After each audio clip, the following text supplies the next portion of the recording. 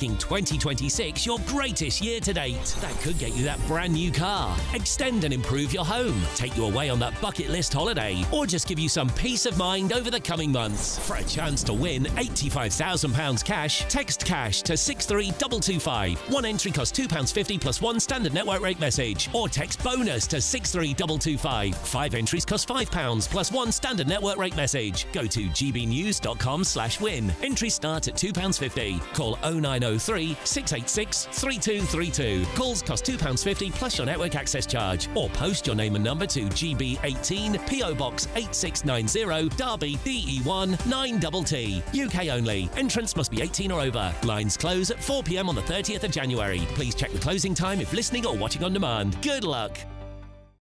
Westminster's full of talk, but out here, it's the real world. Am I allowed to talk then? No, that's it. This is where it matters. Real people and real lives. That's what politics is all about. In fact, has Trump made a good start? No. Straight answers, no spin, and just a couple of pints. How many fingers have I got up? About 10. So join me for Lee Anderson's Real World every Friday at 7 p.m. only on GB News. The People's Channel, Britain's news channel. You want to know what's really going on in the corridors of power? Labour don't know what to do with you half the time, and that makes you quite lethal in the chamber. Get behind the headlines with Chopper's Political Podcast. Join me, Christopher Hope, as I sit down with the great and the good of British politics. We'll see where this ruling takes us. These are the stories shaping our nation. Chopper's Political Podcast, available now on all platforms. Listen in and stay ahead. Decisions made in Washington aren't just shaping America, they're shaping Britain too. From migration to global security, from crime to health. Whatever happens in the White House today will be felt in your town or city tomorrow. That's why The Late Show is live from Washington, D.C. Cutting through the politics to show you what it all means for Britain. The Late Show live every night at midnight. Only on GB News, Britain's news channel. From the school run to the home run, watch a new show for all of Britain. So he can say whatever he wants. A straight talking show where all voices are heard. And, you know, when are we going to stop talking about smashing the gangs and actually do it? With the stories that matter from every part of our country. There's a bit of a crash landing there for your Chancellor. Bold, fearless and standing up for you. That's me, Martin Daubney, 3 p.m. till 6 p.m. weekdays, here only on GB News. The People's Channel, Britain's news channel. We love Great Britain. We love its history, its culture and its tradition, and that's why we're so proud to be part of GB News. You look genuinely emotional. Oh, come here. GB News does pay attention to those who are ignored by the mainstream media. The majority of this country whose forefathers fought and died to maintain liberty, to fight for freedom of speech. The rule of law, the rights of property and democracy. This is the heritage that our country should be so proud of. Which of course includes our Christian heritage. There's been a huge resurgence in the number of people going to church. Perhaps they're not finding what they're looking for, and they're looking for something a bit deeper, a bit more truthful, a bit more akin to Britain's Christian heritage. That's right, get ready, because the most exciting night in general election history starts now!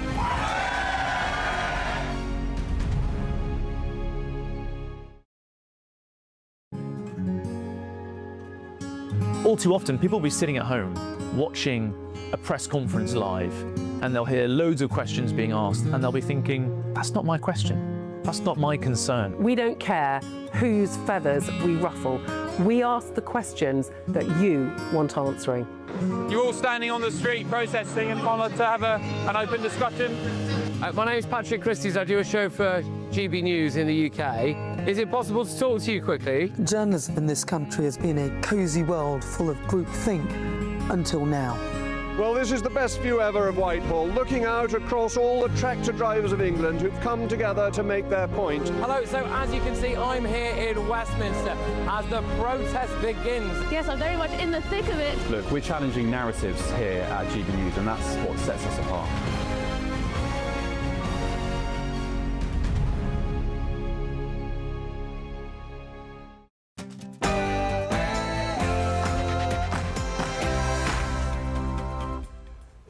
Wow, Well, get ready for facial recognition in every single city, town and village in England.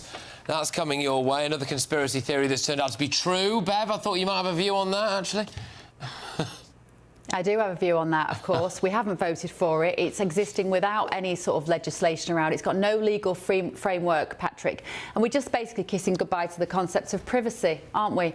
We are. Because it's a bit like facial recognition. Facial recognition for me, if I came up to you in the street and got a camera and stuck it in your face like this, which I know happens to you all the time because you're very famous, Patrick, but the paparazzi came up to you and did that in your face all the time, it's not good for you mentally, and that is what is happening with facial recognition. Anyway, we've got that and a whole lot more to talk about tonight. This is Bev Turner and it's The Late Show Live.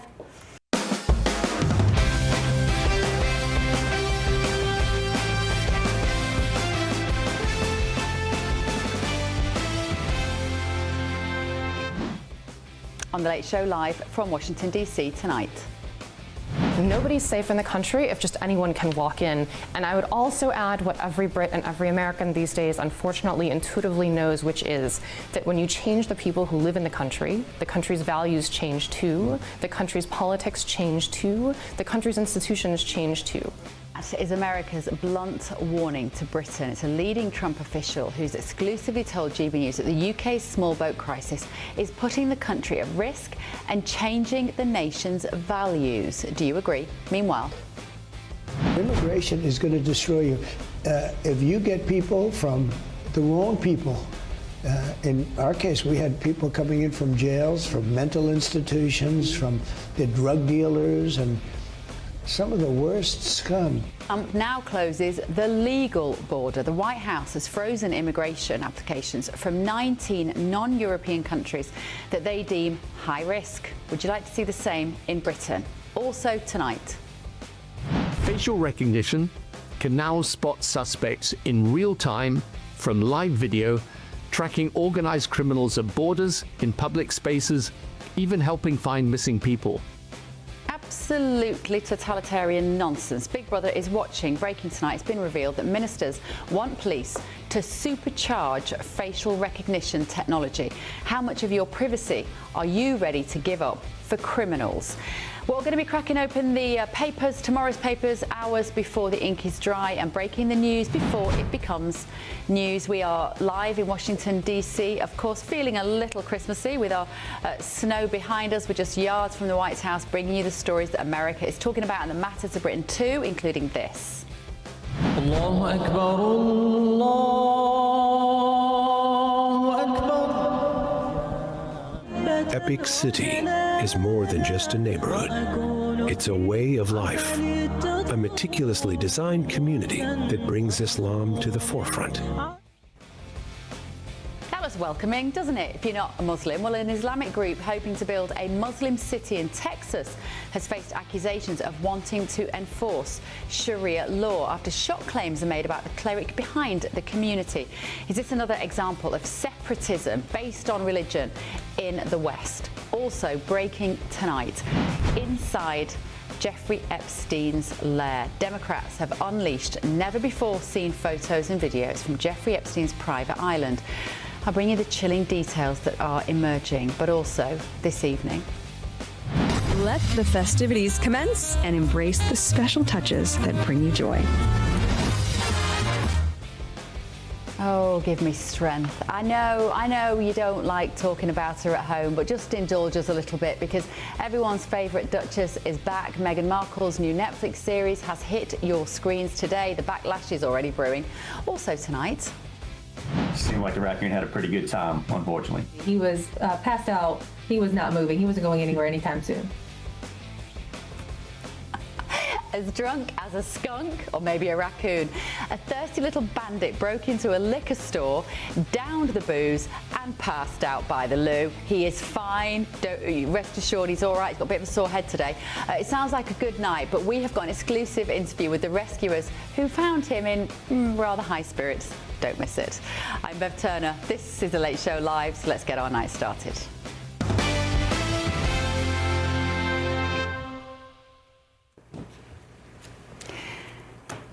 I've got Mally and Stephen here with me tonight as well, and we know you like them. You're two of the favourite panellists. You know that, fellas, don't you? I wanted to be here with the raccoon, and you just brought me Mally? I know. Come on. Man. Well, I am a downgrade. Don't you worry, we will get into the raccoon. But first of all, let's go straight into our top story. And in an exclusive interview with GB News and her first interview with British media, the American Under-Secretary of State and top Trump official, Sarah Rogers, has issued a stark warning to Britain on migration and free speech.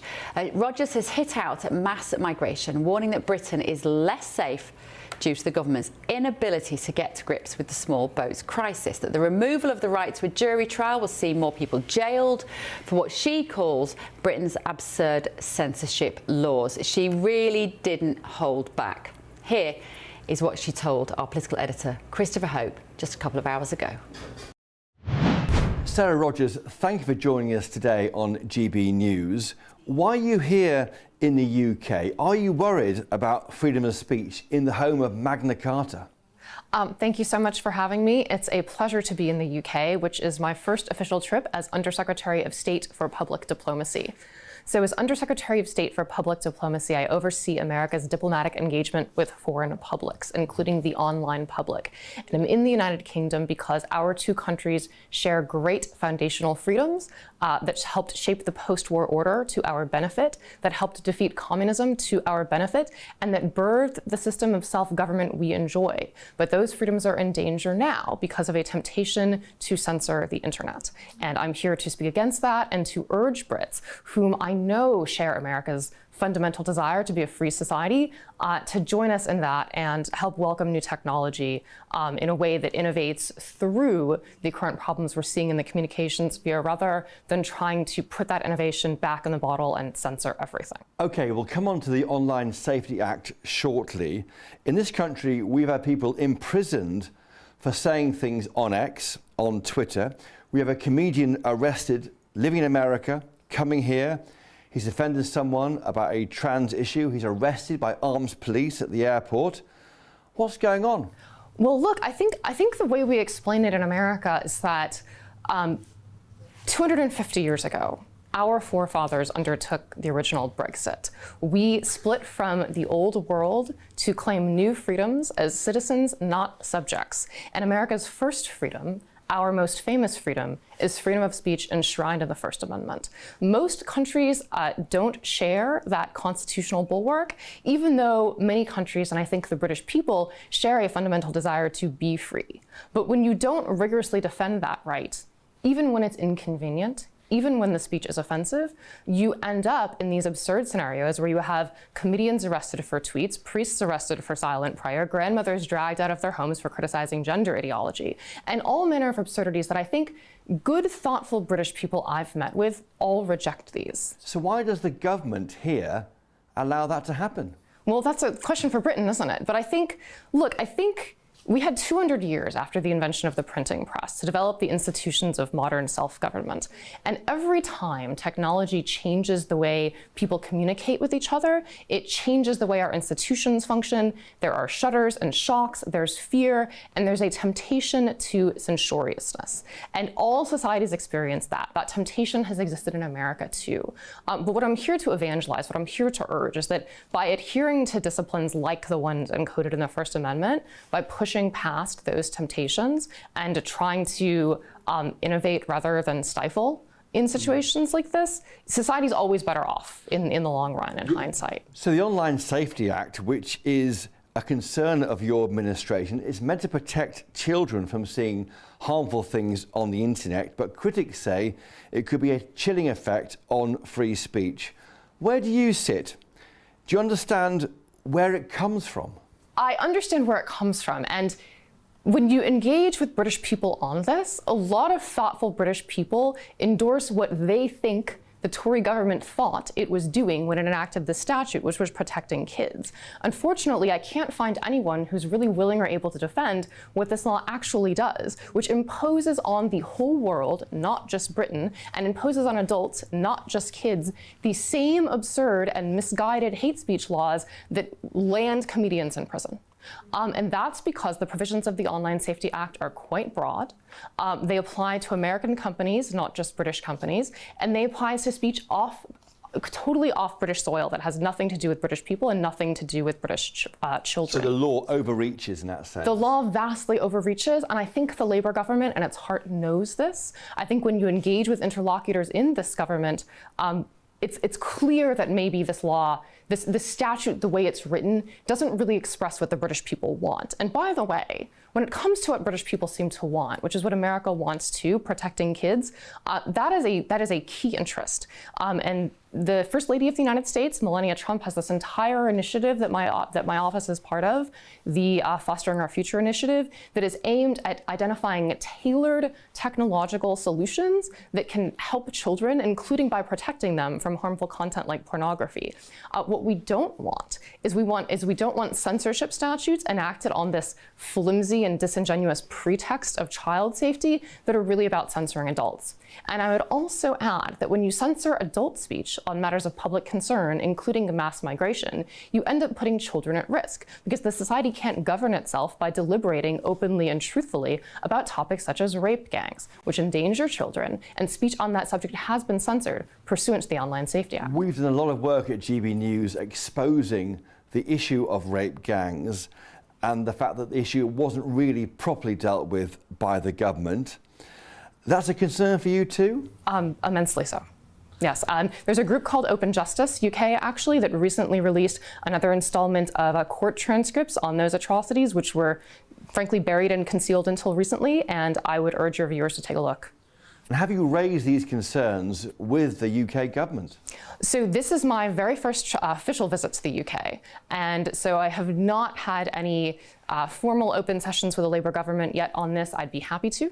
And I know President Trump had a very successful state visit earlier this year in which our two governments agreed to work together on tech and AI. And I would only note that if we're going to make progress on tech and AI, technological innovation needs to be legal. It needs to be legal for people to access and share content, including via applications like ChatGPT and Facebook and Instagram. And that's one reason why these overreaching statutes pose such a threat. In the UK, we're going towards another measure which may be of concern to you and the administration. Magna Carta 1215 under King John, that guarantees the right to a jury trial in this country, but the government might remove that to clear a court's backlog. Do you worry about that kind of thing, removing the right to a jury? Sure. I mean, the right to jury trial is another foundational freedom that we share with Britain. And I would also add that one reason for the outcry at that jury trial removal is that you won't have access to jury nullification of your absurd censorship laws. And when you have to rely on jury nullification, and that for lay people means the jury seeing how the law applies, seeing that the defendant is guilty, and voting to acquit him anyways because the law is senseless, when you have to rely on that safety valve, it means the law is misguided. Now, I want to add one more thing on the Online Safety Act, and I emphasized this earlier, but I want to say it again. It's misguided and unfortunate to apply that law in Britain, but applying that law extraterritorially, which means applying it to speech that has nothing to do with Britain, does not occur in Britain, is on American platforms by American users on American political issues, purporting to censor Americans in America is a deal breaker. It is a non-starter. It is a red line.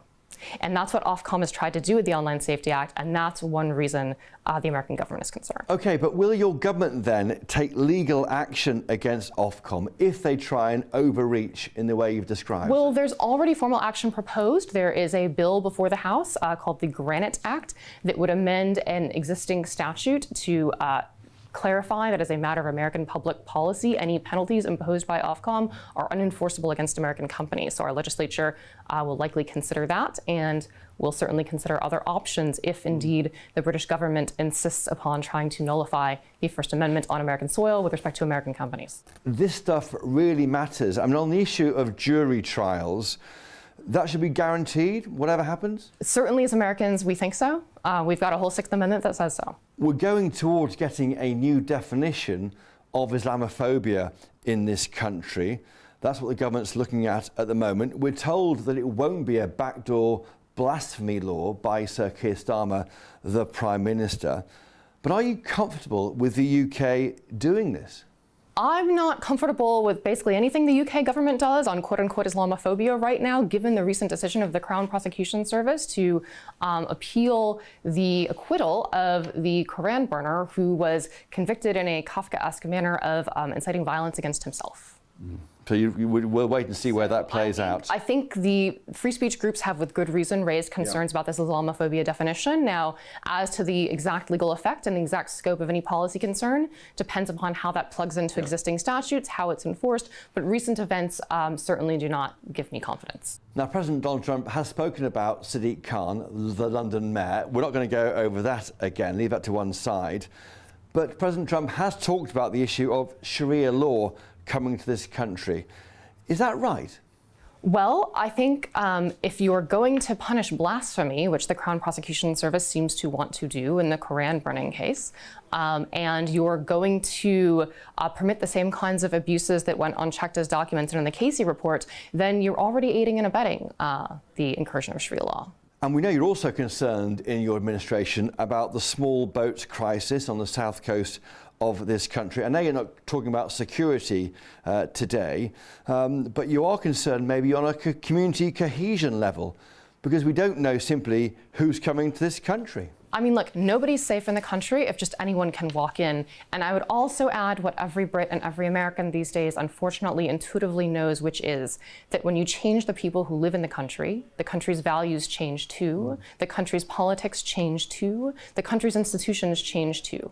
And that's what you worry about, that cohesion level. Yes, we have to care who comes into the country. We have to care who constitutes the country, because otherwise the foundational freedoms that we all staked out hundreds of years ago are not going to be long for this war. Okay, it's the end of 2025. Next year, 2026, is a very big year for America. It's your 250th anniversary of independence. Your Brexit, as you said. I love the idea of your Brexit in the States.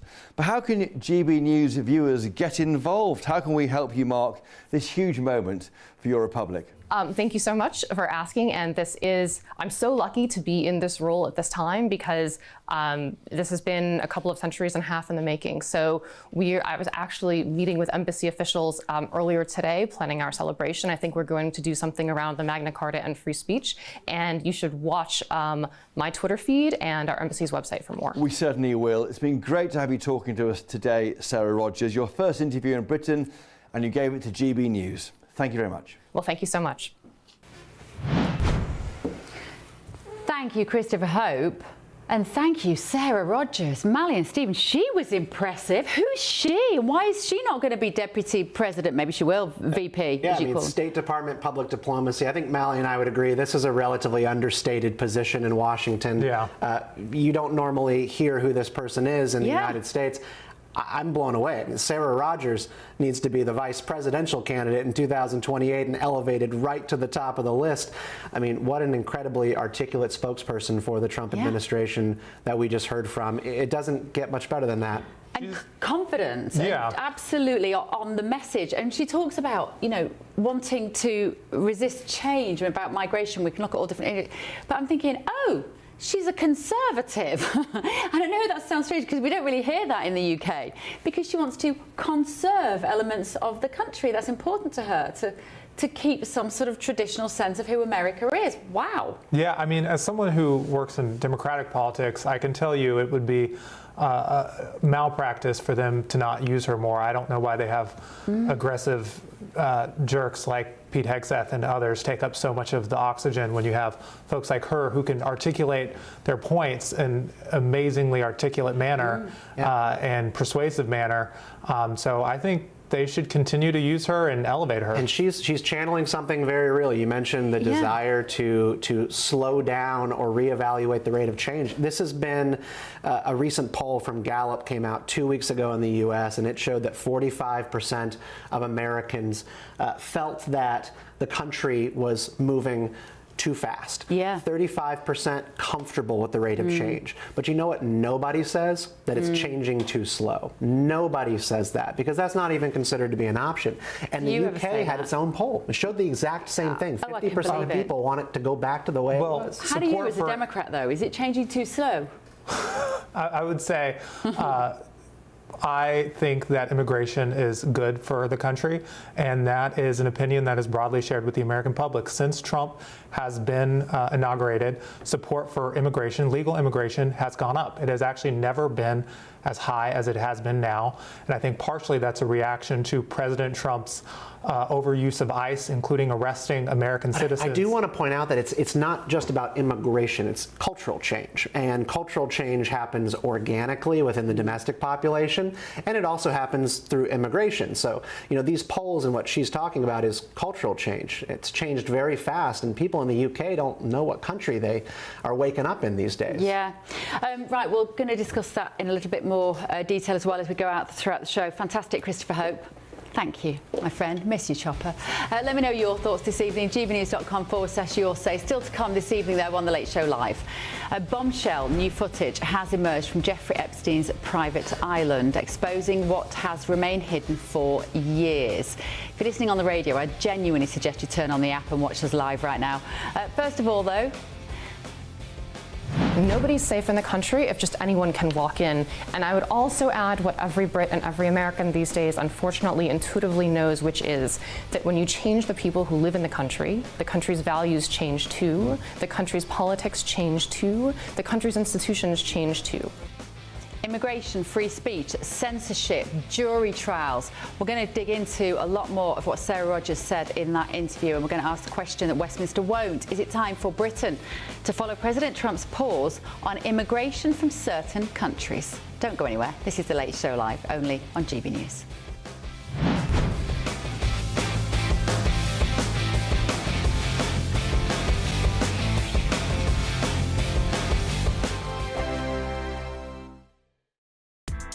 Join me, Nana Akweer, for an informative, interactive news programme with a difference. It's fun. No, he didn't say that, though. I'm so surprised. I think there's an element of truth to that. Join me from 3 p.m. every weekend, only on GB News, Britain's news channel. Hi, I'm Michelle Dewberry, and my show is your opportunity to cut through all the noise and dive in headfirst to some robust debates. Ideas clash. Situation, No, because the failure is you're deliberately avoiding my point. Nothing's held back, And if you think this is the end of it, wait for more. and we do not shy away from the difficult stuff. Sometimes I want to shake people and say, if only you understood. So join me on Jubes & Co. weeknights at 6 p.m. only on GB News, Britain's news channel. Britain was once the envy of the world, but look around. A nation that no longer knows what it is or where it's going. A country that's broken. How do we fix Britain? How do we bring it back? Friday night with Matt Goodwin at 8 p.m. only on GB News. Mornings don't have to be tiresome, especially if you have the right company. Wake up to news as it happens, opinion and debate, and of course, a little bit of entertainment too. Because when the kettle's on, we're on. That's Breakfast on GB News, a show worth waking up for.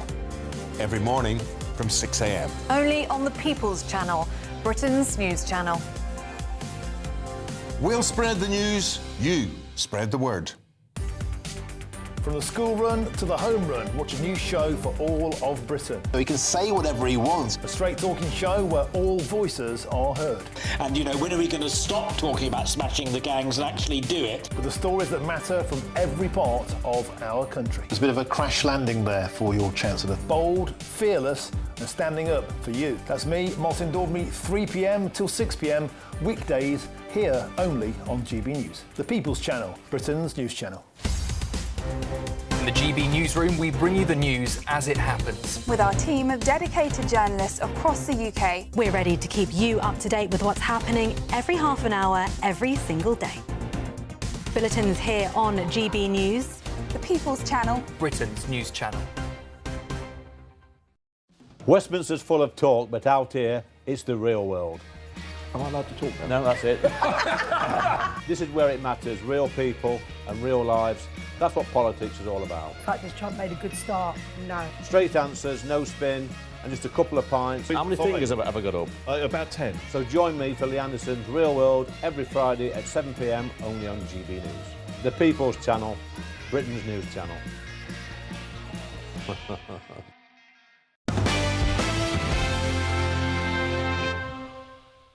President Trump has talked about the issue of Sharia law coming to this country. Is that right? Well, I think if you're going to punish blasphemy, which the Crown Prosecution Service seems to want to do in the Quran burning case, and you're going to permit the same kinds of abuses that went unchecked as documented in the Casey report, then you're already aiding and abetting the incursion of Sharia law. So welcome back. That was the US Undersecretary of State for Public Diplomacy, Sarah Rogers, somebody that we've all agreed this evening should be playing a big role in any future Republican government. She was fantastic, speaking exclusively to our political editor, Christopher Hope, just a couple of hours ago. Now, that interview followed the announcement that President Trump has frozen immigration applications for nationals from 19 countries deemed to be high risk. And with Sarah Rogers warning that nobody is safe in Britain as small boats continue to cross the English Channel, is it time for Britain to follow America and implement an immigration pause from certain countries? So The Late Show Live wants to hear from you on this. We're running a poll this evening. Please take part in our poll. Scan the QR code on your screen now with your mobile phones. There you go. Should Britain implement an immigration pause similar to here in America?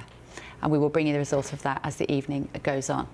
Joining me now to discuss this is the Research Director at the Centre for Migration Control, Rob Bates, and also political commentator Matthew Stadland. Good evening, gentlemen. Thank you so much for joining me. Matt, let me start with you. Should the UK follow Trump's lead and say, we're going to pause immigration from certain countries which appear in the crime statistics more than they should?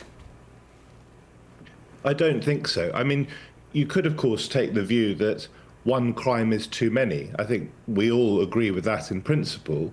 But if someone from France or Germany or Italy commits a crime in Britain, as we know they have over the years and will again, does that mean we simply pause all immigration, including tourist visas to Italians, to Germans, to the French? You've got to be incredibly careful, I think, before you start tarnishing whole countries or indeed whole communities with the crimes of individuals. Rob Bates from Migration Control, what do you say? Well, I think the data that we do have, the preliminary data, it shows such discrepancy between certain nationalities and their proclivity to be convicted of crimes in the UK that it really is sort of not very stable policy thinking to suggest that somehow an individual from France being convicted means that we should be banning individuals from France, when the data shows, for instance, if we look at Iran, which is on the list of 19 countries that Trump has suggested, they saw over 500 convictions in the UK last year for serious offences, which is more than nationals from France, Germany, United States, New Zealand, Canada and Japan and Australia combined. So there's clear evidence now in the indicative data that we do have, which suggests that certain nationalities are far more likely to be convicted of crimes in the UK. And I actually think pretending that this isn't a case is going about policy in completely the wrong way. It's sort of burying your head in the sand in pursuit of some utopian dream. If we look at other countries on the list, Somalia, for instance, we know that they're 6.4 times more likely to be arrested for a sexual offence than a Brit. So we do have data, and I actually think that going down a red list of nationalities, A, is something that we used to do in this country anyway. It used to be far harder for individuals from certain nationalities to get a visa. But B, it actually just makes sense to recognise that we don't have the proper processing in place to do thorough checks on every single individual, and therefore going down a route where we recognise certain countries have more of a propensity towards crime is something that would make the British public more safe. Yeah, just to come back on that, the countries here include, go on. Yeah, Rob was talking there about preliminary data. We've all heard the expression lies, damn lies and statistics, and we have to be, again, I think, incredibly careful and responsible with statistics. I was reading a piece that you wrote, Rob, in The Telegraph, where you were questioning the ability of the ONS, the Office for National Statistics, to accurately collect data. You yourself just there talked about preliminary data, as I say. Let me just make the point, if I may. Let me make the point. Yeah. And so the data, I think you would agree, is not complete. Remember also, when we're talking about particular types of immigration, Hang on, let Matt finish. Let Matt finish, Rob. One sec. Go on, Matt. Just finish your point. We're talking about particular types of immigration or asylum. as well, sometimes countries are overrepresented by young men. And we know, I think you'd agree, that young men, for example, are more likely to commit certain sexual crimes than women are. And I just ask you, Rob, very straightforwardly, you've talked about Iranians and their propensity, in your view, to commit crimes disproportionately. Well, first of all, I put a massive question mark on that, along lines I've just said. But also, does this mean you would say we cannot have any Iranians in the United Kingdom, that we should have no one coming from Iran as a tourist, that family members of people who live here, who are British citizens of Iranian descent, should not be allowed to come to this country because of your interpretation of the data? Well, so on the Iranian point, obviously, we're comparing them to other migrant groups. We're not comparing them to the British cohort. And as you very rightly pointed out, immigrants are more likely to be younger individuals. So comparing young individuals from Iran who have migrated to Britain with young individuals from the United States and other parts of the Anglosphere feels like a pretty apt comparison by your own metric. When it comes to actually collecting the data, look, the Ministry of Justice could be doing a lot better. I think our government could be doing a lot better on collecting data across the board. But I think at this point, we do have enough to notice the very clear patterns that are in play here, and that individuals from certain countries are undoubtedly more likely to be convicted of crimes than others. And I don't think that in any way is controversial. I don't think that sort of is an affront to common sense, really. I think most people would recognise that a 25-year-old that's been brought up in Afghanistan is more likely perhaps to have been socialised in a culture and a milieu that means he is perhaps more likely to commit crimes, especially against women and girls, than an individual that was raised and socialised in France. I don't think there's anything untoward in saying that. I actually think given the Home Office actually used to have these measures in place when it came to visa applications, and discrimination at the border really has been an essential part of Britain's membership of the European Union as well, is something that actually is a return to a pretty normal state of affairs. And I think given the really, really inadequate manner in which we conduct individual vettings of individuals, we need something to guide us when it comes to processing these applications. And I think nationality is the best basis we have. OK, Rob Bates, Matt Stadler, we could have gone on a lot longer, but thank you, gentlemen, for staying up late and doing that on The Late Show Live. I think you both raised really interesting points. We've been running a poll on this evening. We're asking you, is it time for Britain to implement an immigration pause similar to that of the United States? At the moment, 99% of you are saying yes. We should instigate a similar pause on immigration implement. And only 1% of you have said no. If you're that 1%, do message me on gbnews.com/your say and tell me why. Coming up this evening on The Late Show Live, Democrats have unleashed never-before-seen photographs and videos from Jeffrey Epstein's private island. If you're listening on the radio, I genuinely get YouTube on, get your phone out, have a look on our app. I'm going to bring you the chilling details that are emerging. It's hard to paint this picture, but we will try. If you are listening on the radio, don't go anywhere. This is The Late Show Live, only on GB News.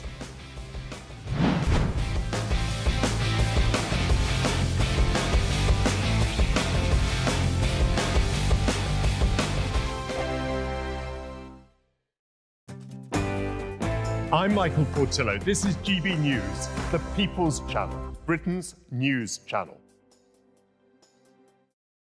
Westminster, the ultimate clique. And you're fighting like rats in a sack. But here on the Camilla Tominey Show, we ask the questions the establishment media is too scared to ask. OK, let me ask you a straight question, because I know you're a straight-talking politician. Whether it's net zero, illegal immigration or law and order, nothing is off limits. You had the power then. Yeah, as I and say, now you've lost it. That's the Camilla Tominey Show, a politics show that's fearless. But no, let me finish my question if you don't mind, because it is my show. Sundays at 9:30, only on GB News, the People's Channel, Britain's news channel. No matter the state it's in, this is our nation. Join me, Jacob Rees-Mogg, for a genuine, honest discussion on where we have been, where we are going, and where we are with the people who set the direction. Tune in to State of the Nation every Monday to Thursday, 8 to 9 o'clock. Only on GB News.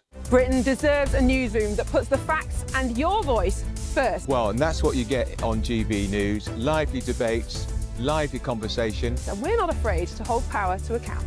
And each other. So join me, Andrew Pierce. And me, Miriam Gates, for Britain's Newsroom, weekdays from 9:30 on GB News. At GB News, we love to hear from you, our loyal community. So drop us a line at gbnews.com/yoursay. There you can talk to each other and also to the presenters live on air. gbnews.com/yoursay, because GB News is your channel, Britain's news channel. Westminster's full of talk, but out here, it's the real world. Am I allowed to talk now? No, that's it. This is where it matters, real people and real lives.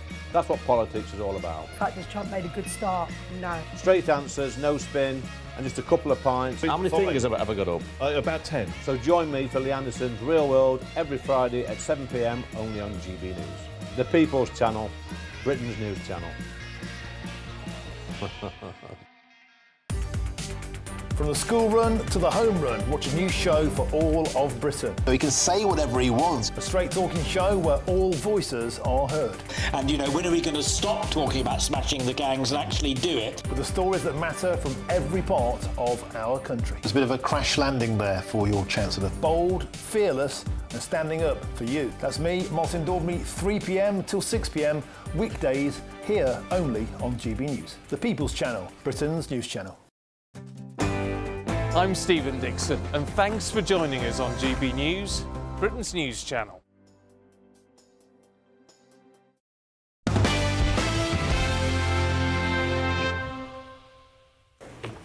Welcome back to The Late Show, live with me, Bev Turner. Now, Democrats on the US House Oversight Committee, who have been hankering after the Epstein files, of course, well, today they've released hundreds of never-before-seen images and videos showing the private island home of the disgraced financier. Nobody can actually know where he got his money from, but we still call him a financier, Jeffrey Epstein. Now, in a statement, the committee's ranking Democrat, Robert Garcia, said they formed a disturbing look into Epstein's world and are being released to ensure public transparency. So we're looking at the pictures here. I do want to try do my best interior designer impersonation here if you are listening on the radio. So these were taken in 2020, just not long after Jeffrey Epstein died in prison. And Mally and Steve are here with me, so please feel free to help me explain what we're looking at here. There's a bathroom cabinet open with some Johnson's talc, some La Roche-Posay cleanser. It's just a few items, basically. And what looks like what could be a hotel room. Yeah. Very white. About the cheapest McMansion I've ever seen for a multimillionaire. If you have all the money that he reportedly had and this is how you live, I know that chest of drawers is from IKEA. Some people are home poor, he's island poor. He spent it all on the island and didn't have anything else. He hosts world leaders here. This place is not even that nice. But that is what's so interesting, isn't it? Because this idea that he was a billionaire, we've just written it. Everybody writes it in the script. A disgraced financier. Now, this is a strange room. This is a shower room. Oh, we've gone off that, with multiple cushions. It's almost like a wet room, actually, isn't it? There we go. And this is the creepiest of all. Now, the dentist. The New York Times is saying that he had an ex-girlfriend who was a dentist, which might explain why there's a dentist chair. Does that explain it? I dated a dancer once. I didn't have a dance studio in my basement. But the thing is, if it's 2020, she might have been working from home. It was the pandemic. And on the walls are what can only be described as, well, are they masks? They're masks. Sculptures of faces. They look like they are plastic masks. I mean, one of them looks like Stalin. I don't know. One of them looks like Hitler above the window. A strange internal window, we think that is. Why would you have an internal window in your house? I mean, this is a scary scene, and I am not prepared to accept that this was a chair for dentistry. I just don't buy it. It's really chilling, isn't it? But why are we enjoying it? And it's chilling, but it should be noted the only reason we have access to this or any of the Epstein documents is because congressional Democrats held the Trump administration accountable for their failed promise to release any of these files. They said they wanted to release these files. Then Pam Bondi told Trump he was in them, and he had to be forced to do it. These are from subpoenas. Major Thomas Massey going on. These are from a subpoena from the Epstein estate, but some of these files are going to be released in the next few weeks, because that's the 30-day deadline. It's a sorry state of affairs when we have to thank the Democrats, supposedly, for crime scene photos of international intrigue. I mean, there's nothing particularly newsworthy about any of this. It's just the home of a psychopath. Are you on board with the fact that this was a compromise exercise that Jeffrey Epstein was running in order to seduce the rich and powerful to his island, film them in compromising situations, work out what their sexual kink was, make it happen, have the compromise, That's and what therefore, Kash Patel said isn't true. I mean, I am absolutely convinced. I am absolutely convinced, and therefore, you raise the second question. Maybe it's still useful. Maybe the Democrats are messing up all sorts of political, geopolitical situations behind the back. Bev, I'm not in the much background. of a conspiracy theorist, but the Jeffrey Epstein thing, I've always wondered, A, what is the fascination that rich and powerful people had with this man? B, why did they all go to his island? C, how did he get his money? There's so many questions. Of course there are. He did not commit suicide. That's just an insane proposition. But, I mean, we've learned certainly a lot from congressional Democrats subpoenaing the documents from the estate, including Epstein himself saying that Trump interacted with these young girls who were trafficked and knew about the girls. What we don't know is why might he have been blackmailing people, on behalf of whom? That remains a question. Well, there are theories. I have mine, but I don't know. I'm trying to be a little bit careful here. Tell us, to deal. I'm just trying to operate in what we know as probably plausible facts, let's say.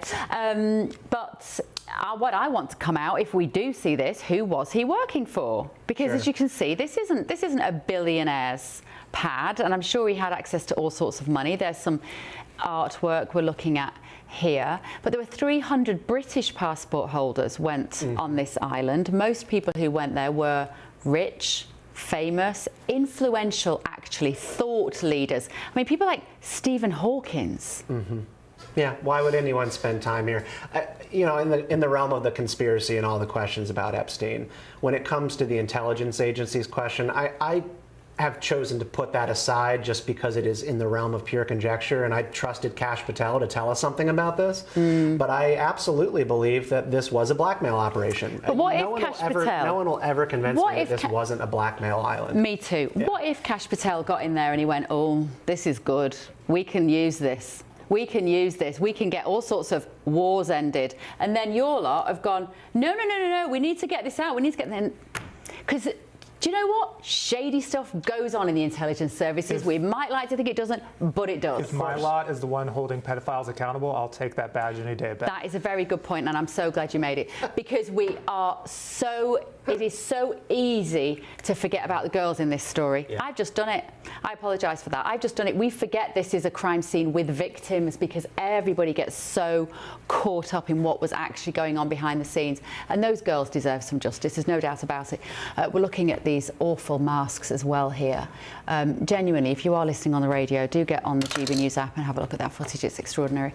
Right, moving on. Still to come this evening on The Late Show Live. Allahu Akbar, Allahu Akbar. Epic City is more than just a neighborhood. It's a way of life, a meticulously designed community that brings Islam to the forefront. No, it is not Dubai, it is Texas in America, and an Islamic group hoping to build a Muslim city has faced accusations of wanting to enforce Sharia law. Is this another example of separatism in the West? Also on the show tonight. Facial recognition can now spot suspects in real time from live video, tracking organized criminals at borders, in public spaces, even helping find missing people. Don't have nightmares, will you? But ministers are seeking to ramp up police use of facial recognition. Tony Blair is cheering it on. We're not. This is The Late Show Live, only on GB News.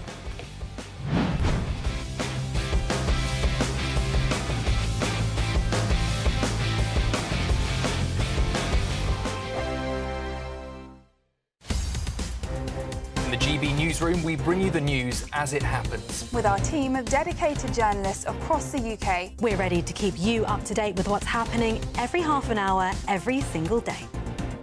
Bulletins here on GB News, the People's Channel, Britain's news channel. Mornings don't have to be tiresome, especially if you have the right company. Wake up to news as it happens, opinion and debate, and of course, a little bit of entertainment too. Because when the kettle's on, we're on. That's Breakfast on GB News, a show worth waking up for. Every morning from 6 a.m. Only on the People's Channel, Britain's news channel. We'll spread the news, you spread the word. Westminster's full of talk, but out here, it's the real world. Am I allowed to talk now? No, that's it. This is where it matters, real people and real lives. That's what politics is all about. The fact that Trump made a good start, no. Straight answers, no spin, and just a couple of pints. How many fingers have I got up? About 10. So join me for Lee Anderson's Real World every Friday at 7 p.m. only on GB News. The People's Channel, Britain's news channel. At GB News, we love to hear from you, our loyal community. So drop us a line at gbnews.com/yoursay. There you can talk to each other and also to the presenters live on air. gbnews.com/yoursay, because GB News is your channel, Britain's news channel. Join me, Nana Akweer, for an informative, interactive news programme with a difference. It's fun. No, he didn't say that, Dave. I'm so surprised. I think there's an element of truth to that. Join me from 3 p.m. every weekend, only on GB News, Britain's news channel. You want to know what's really going on in the corridors of power? Labour don't know what to do with you half the time, and that makes you quite lethal in the chamber. Get behind the headlines with Chopper's political podcast. Join me, Christopher Hope, as I sit down with the great and the good of British politics. We'll see where this ruling takes us. These are the stories shaping our nation. Chopper's political podcast, available now on all platforms. Listen in and stay ahead. Hi, I'm Michelle Dewberry, and my show is your opportunity to cut through all the noise and dive in headfirst to some robust debates. Ideas clash. Situation, no, isn't it? Because the failure is you're deliberately avoiding my point. Nothing's held back. And if you think this is the end of it, wait for more. And we do not shy away from the difficult stuff. Sometimes I want to shake people and say, if only you understood. So join me on Jubes and Kerr weeknights at 6 p.m. only on GB News, Britain's news channel.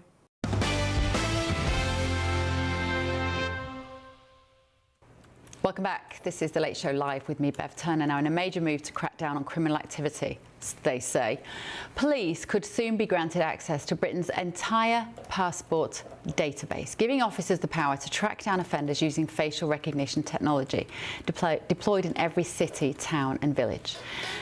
A consultation on its use will be launched later today, with the National Police Chiefs Council lead for facial recognition, Lindsay Chiswick, saying that facial recognition is already subject to strong safeguards, but the public trust is vital.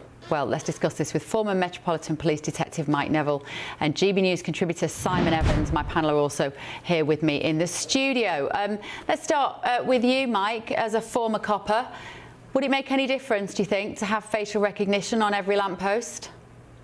Well, my expertise is catching people with images. I set up the Metropolitan Central Forensic Image Team, and I did use some facial recognition systems.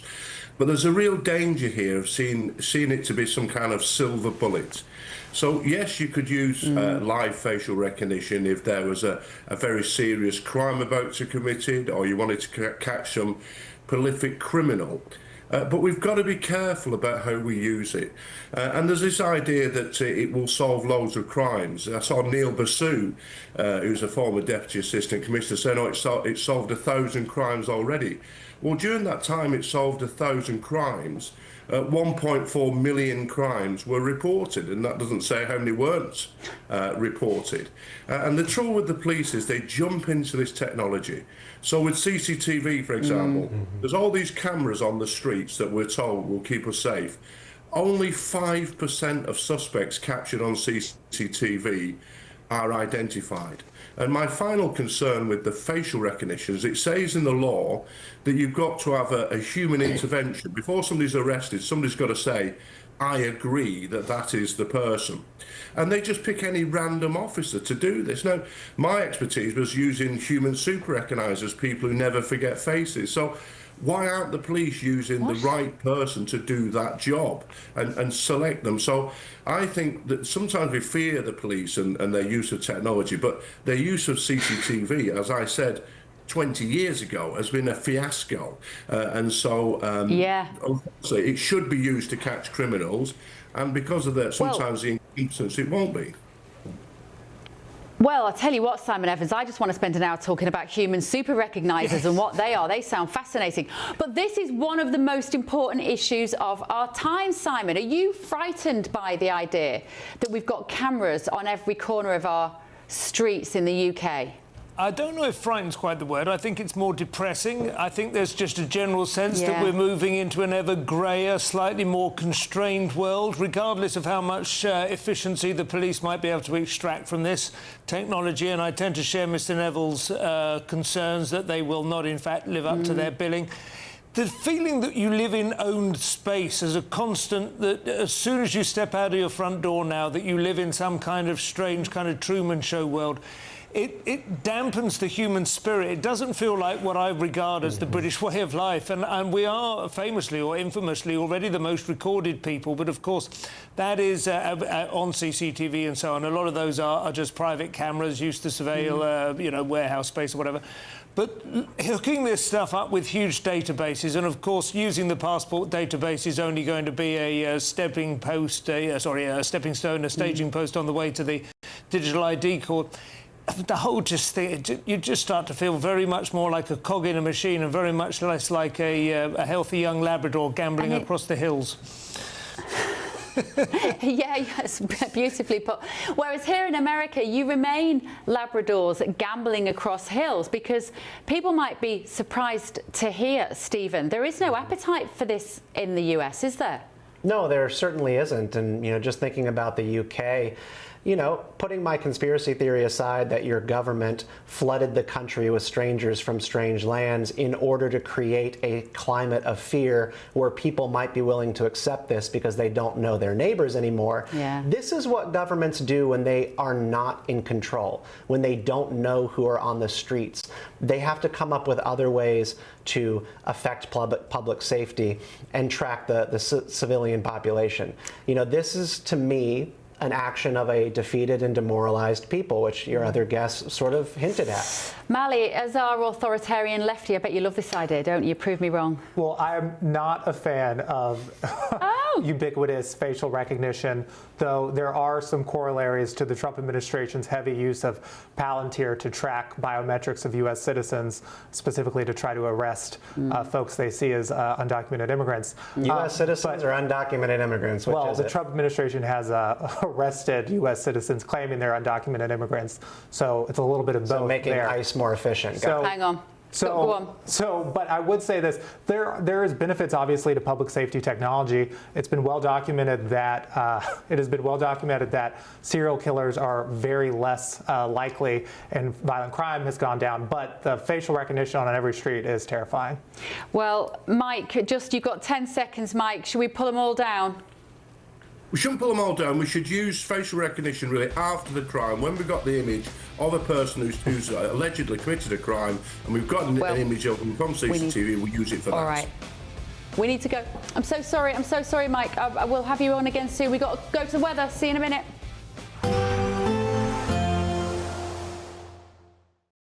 Today, clouds overhead. Total zen within.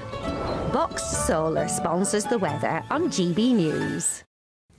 Good morning. Welcome along to your latest weather update from the Met Office here on GB News. Bit of a dull, damp start for many today, but generally brightening up through the day, and we should see some sunny spells. It's a bit soggy though, first thing, particularly for parts of Northern Ireland, southwest Scotland, some heavy bursts of rain here. Much of the Midlands, eastern England staying dull and damp all morning, but brighter skies already popping up across parts of Wales and southwest England. But as well as a bit of sunshine, we are going to see a few showers drifting into these areas. By the afternoon, much of the Midlands becoming cheerier. close to the east coast, it may well stay dull and damp for most of the day, and a bit chilly, certainly compared to recent days. Temperatures close to average, 7 to 9 degrees Celsius, but feeling cooler with the outbreaks of rain, which will linger perhaps across northeast Scotland well into the evening time. Elsewhere, we'll start to see more showers coming into southwest Scotland, but between the two, it should be a drier end to the day for southeastern parts of Scotland. Some clearer skies developing for a time in Northern Ireland, but notice there is more rain lurking out to the west. Much of England and Wales having a fine and dry evening, that rain finally pulling away from the east coast. But it will turn quite cold quite quickly.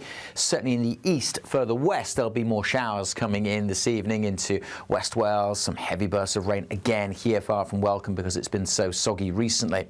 Further east, as I said, it will turn quite cold, and yes, there will be some frost forming across eastern areas. And as well as that, tonight we need to watch out for some fog across parts of central and eastern England in particular. Some dense patches of fog quite possible for Friday morning's commute, so that may take a while to clear away.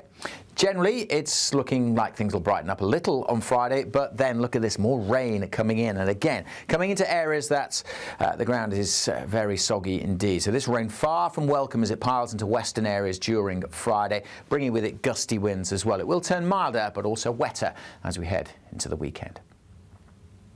Today, clouds overhead. Total zen within. Box Solar sponsors the weather on GB News. Mornings don't have to be tiresome, especially if you have the right company. Wake up to news as it happens, opinion and debate, and of course, a little bit of entertainment too. Because when the kettle's on, we're on. That's Breakfast on GB News, a show worth waking up for. Every morning from 6 a.m. Only on the People's Channel, Britain's news channel. We'll spread the news, you spread the word. Hi, I'm Michelle Dewberry, and my show is your opportunity to cut through all the noise and dive in headfirst to some robust debates. Ideas clash. Situation, isn't it? No, because the failure is you're deliberately avoiding my point. Nothing's held back. And if you think this is the end of it, wait for more. And we do not shy away from the difficult stuff. Sometimes I want to shake people and say, if only you understood. So join me on Jubes and Co weeknights at 6 p.m. only on GB News, Britain's news channel. Join me, Nana Akweer, for an informative, interactive news programme with a difference. It's fun. No, he didn't say that, Dave. I'm so surprised. I think there's an element of truth to that. Join me from 3 p.m. every weekend, only on GB News, Britain's news channel. At GB News, we love to hear from you, our loyal community. So drop us a line at gbnews.com/yoursay. There you can talk to each other and also to the presenters live on air. gbnews.com/yoursay, because GB News is your channel, Britain's news channel. Westminster, the ultimate clique. And you're fighting like rats in a sack. But here on the Camilla Tominey Show, we ask the questions the establishment media is too scared to ask. OK, let me ask you a straight question, because I know you're a straight-talking politician. Whether it's net zero, illegal immigration or law and order, nothing is off limits. You had the power then. Yeah, as I and say, now you've lost it. That's the Camilla Tominey Show, a politics show that's fearless. But no, let me finish my question if you don't mind, because it is my show. Sundays at 9:30, only on GB News, the People's Channel, Britain's news channel. From the school run to the home run, watch a new show for all of Britain. He can say whatever he wants. A straight-talking show where all voices are heard.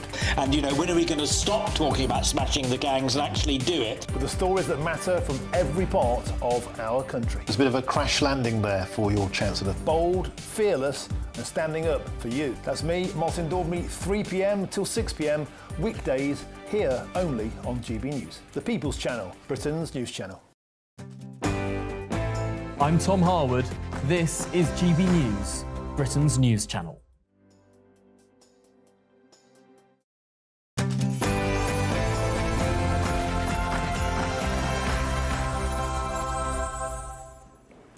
This evening, an Islamic megacity in Texas comes under fire. We're going to be looking at Meghan Markle's new Netflix series. It's just a little bit of fun. And a raccoon who had too much fun got drunk. We've interviewed the people who found him.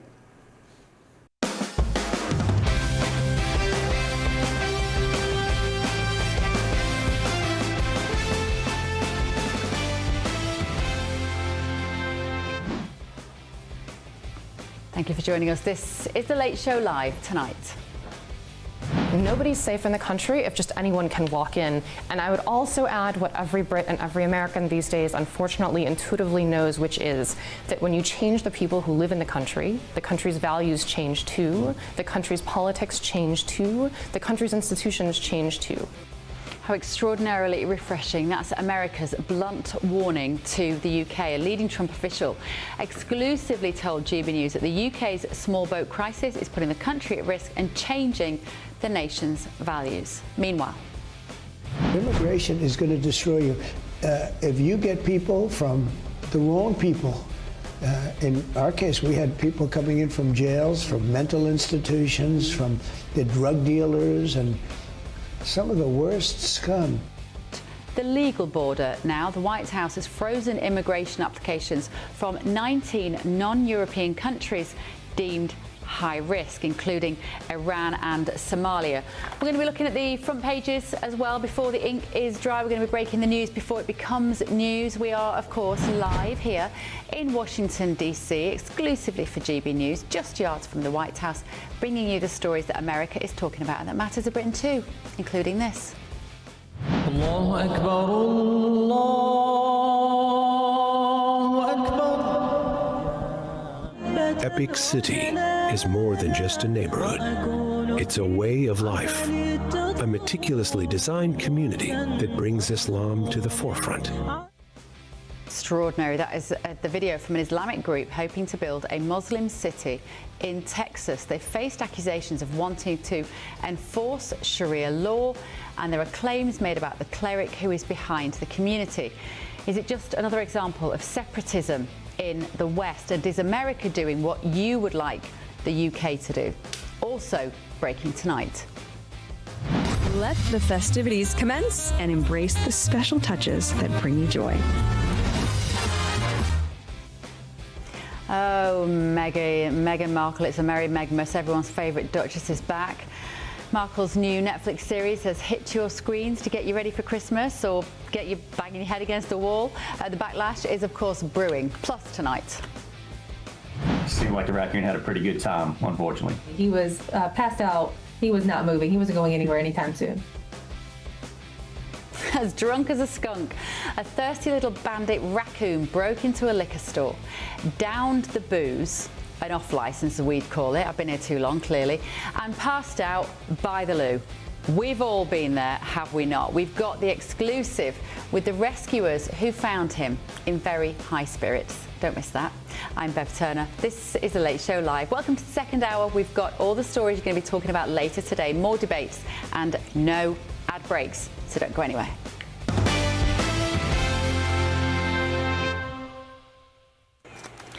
So let's start with that story from Texas that's raising eyebrows and alarm bells and some very serious questions about extremism and integration, because a proposed Muslim city, that's right, it's a full-scale Islamic community. We're looking at the pictures here. This is obviously the CGIs of what it would look like. 1,000 homes, schools, clinics, parks, shops, and of course a massive mosque, has just been rebranded after the governor of Texas accused its backers of wanting to enforce Sharia law on American soil. It was called, this town, Epic City. It's an acronym for the people behind the development, which is the East Plano Islamic Community. The East Plano Islamic Community, EPIC. Now it's been quietly renamed The Meadow, a soft pastoral name for a project tied to a cleric with one of the hardest extremist records in America. So meet Yasser Kadai. Now he is the man behind the plan. He's a preacher, with a decades-old history of Holocaust denial. Recordings of him calling for the execution of gay people and adulterers exist, and yet this same figure is behind a project to build this huge Islamic settlement. It's just outside of Dallas. And Governor Greg Abbott has already stepped in, branding the idea a Sharia city and ordering state agencies to review it. Now, Epic, the city and the business behind it deny everything, of course. They say they are peaceful. They say it is a multi-ethnic, open community, a place for men and women. They say they've got nothing to hide. But their own cleric's archived sermons tell a very different story. He tells followers, quote, stoning adulterers, killing homosexuals, this is our religion. And then he adds, we can't do this in America. But if we had an Islamic state, we would. So that's the backdrop. And here's what makes this so sensitive. Texas has one of the fastest growing Muslim populations in America. And counter-extremism experts warn that this could become a mini-state within a state where radical ideology spreads far from the reach of American democratic oversight. And there's an uncomfortable truth. This isn't just a Texas story, it is a Western story, because let's not forget what is happening in Britain. Work is underway at the moment to build a new £2.5 million mosque on the edge of the idyllic Lake District. So let's get the take of political commentator Fahima Mohammed, who joins me now. Hello, Fahima. When you look at this, this town, this city being built in Texas, can you understand the concerns that people have about a community not integrating, being established around a mosque, and how much that could change the area of Texas? Well, I think if you frame it like that, then of course it's going to be worrying. I think an idea of a so-called Muslim city imposing Sharia law in Texas isn't just false, it's legally impossible. Buying land doesn't give any community sovereignty. Jewish, Christians, Mormons, and Hindus all do this at the same time without alarm, but only Muslims get painted as a threat. This isn't about Sharia law, it's about political fear-mongering in an election cycle. Facts matter. The US constitutional law governs all residents, and no religious groups can override that, full stop. And even when it comes to Christian Orthodox groups that have tried to even change the constitution, who are even the majority in the country, have failed to do so. And every religious group in America lives by its own values, like the Jews follow the Halakha, the Catholics follow Canaan law, the Amish follow Odnag, Mormons have their own community rules. None of this replaces US law. Muslims are doing the same. It's not a takeover. It is simply equality under the constitution. The only difference is whose politicians choose to fearmonger about. I guess the thing is, the guy behind it, Yasser Qadhi, who is the man behind the plan, has got this history as a preacher of saying that gay people should be executed and adulterers should be stoned. Therefore, people have a very real concern that hang on a minute, well, why does this man with these extreme views want to build a city centred around a mosque? I don't think there is a Christian equivalent of that.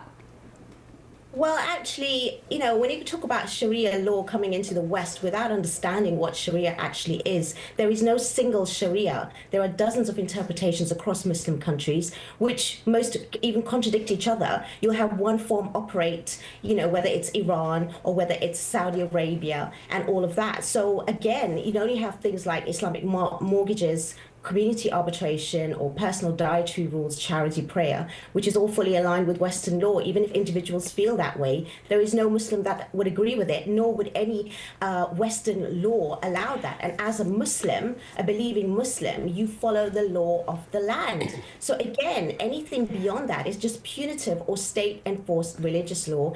Is literally impossible because it violates constitutional protections, basic democracy principles, and it isn't a takeover. Fahima, let me bring in my panel. I want to bring in Mally and Stephen Kent, who are here. Mally, sorry, Stephen, I can hear you commenting beside me. Go on. Yeah, so I want to try to break out of the kind of typical left versus right Republican, stirring up fear about Sharia law in the United States pattern, and say that I am sympathetic to the idea that religious communities want to form entire communities around their values, around people who are like them, all that kind of stuff. There's a lot of different examples in U.S. history of people who have done this, whether it be Christian or Mormon or Jewish communities. But there is also a side of this that does go astray. Now, I'm not calling Muslims or making it alike to a cult, right? But there was the story in the 1980s of Rajneeshpuram, this group that was funded by a guy coming out of India who took over Antelope, Idaho, or Oregon, excuse me, Antelope, Idaho, Oregon, and then built this city, Rajneeshpuram, brought people there. People came from all around the country to be part of this guy's city, and it got out of control. These things do actually happen when you have a really isolated culture of exclusion, where you really want people to be a certain way in a community and have a belief system. Things can get hostile, and it ended up with a standoff with the governor and all sorts of crimes being committed. So what I am saying is, innocent until proven guilty. You can form a community, and if there's violations of U.S. law, you crack down and you end it immediately. You don't allow people to live in a sectarian way in violation of U.S. law. So do you think, Fahima, do you think that people who aren't Muslim would be welcome to live there? Absolutely. I mean, that's how we are in the West. I think Muslim Americans have the same or higher integration indicators as other groups. 81% of Muslim Americans are proud to be American, and that's the Pew Research of 2023. Muslim Americans are among one of the most educated groups, and that's from the Institute of Social Policy and Understanding. 62% of U.S. Muslims speak English fluently, and that's again from another Pew study. And Muslims serve in the U.S. military. And who ends up deciding who's going to move in? I mean, in a normal HOA. In a normal HOA, so there will be HOA, homeowners association processes in the United States. But then there's also civil rights concerns when it comes to what realtors do in communities. Realtors are not allowed to participate in any sort of screening, and also homeowners are not allowed to engage in screening of who buys their homes.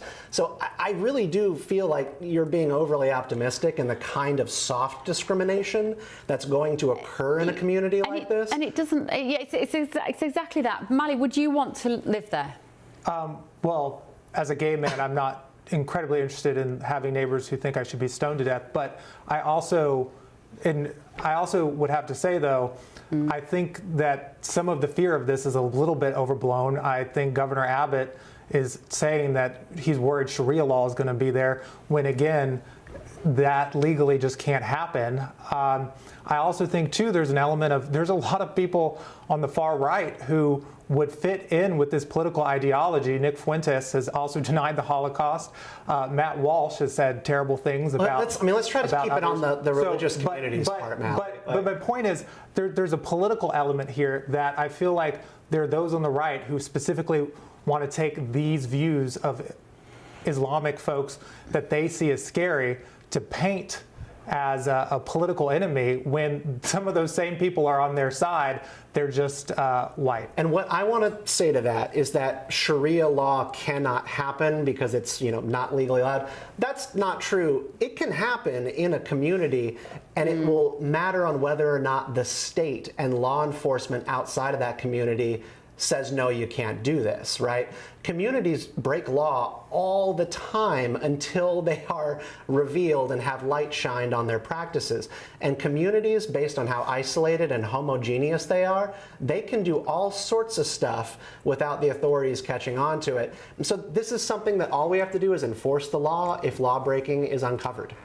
I also think that there's an element to this, again, on the political front, that there are high rates of child marriage in the U.S., and that isn't because of Muslims. There are high rates of child marriage because you have very far-right conservative Christian groups that marry kids to adults. But Governor Abbott isn't interested in that, and there's a reason he's not interested in that. It doesn't play to his political strengths to demagogue that community. You see, our inbox here has just said 62% of Muslims in America speak fluent English. Did I hear that right? It should be 100%, Fahima, shouldn't it? Well, maybe because they're just bilingual and they're not fluent, but they still speak and they still contribute. And many Muslim Americans contribute 0.03% of the US.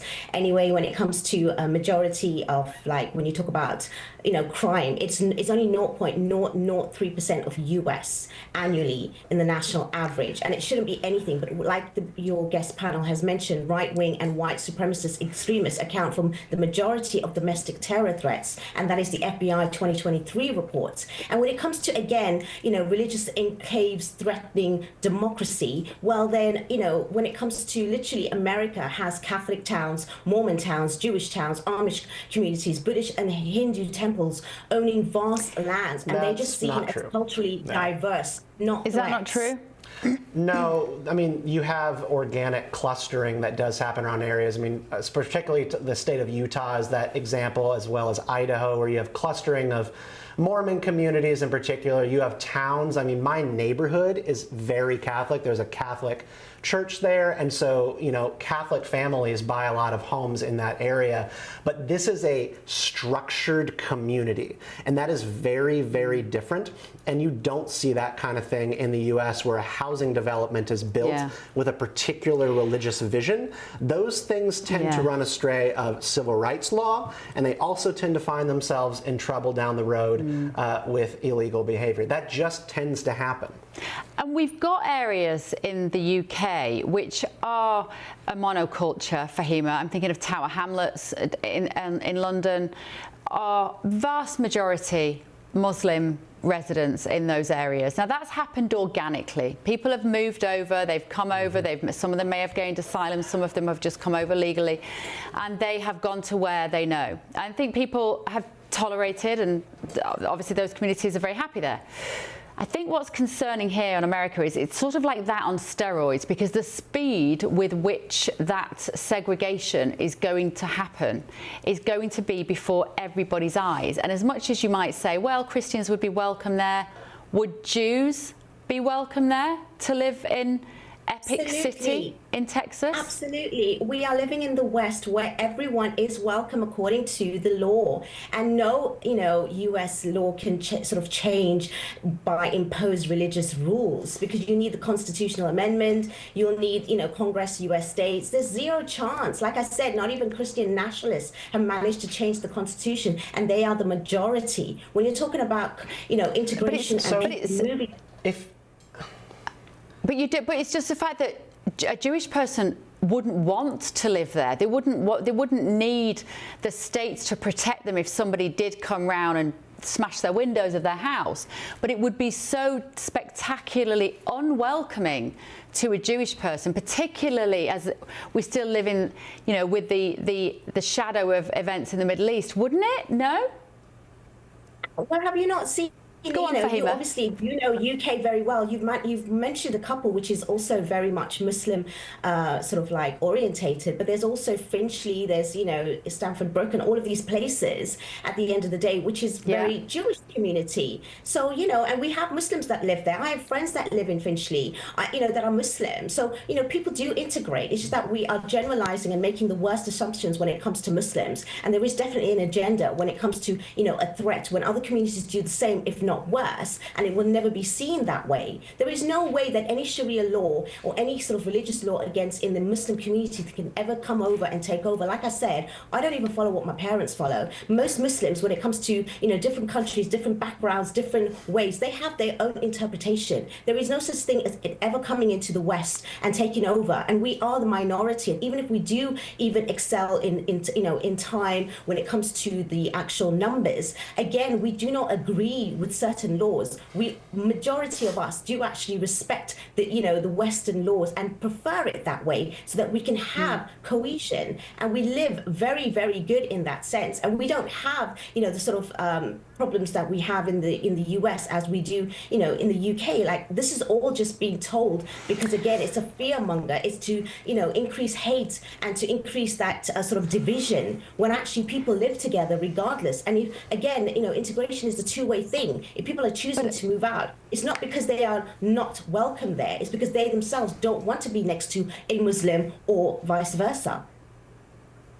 Yeah, let's just remind ourselves this photo as well of the Lake District, where this mega mosque, as it's called, is being built. And obviously there's been a huge pushback, Fahima, from the local population there. They don't want that mosque there. They're struggling for funding. That, to me, is so incongruous with that area. I don't like a mega mosque being built on the edge of the Lake District. I'm sorry, I don't. But I don't. It doesn't bother me.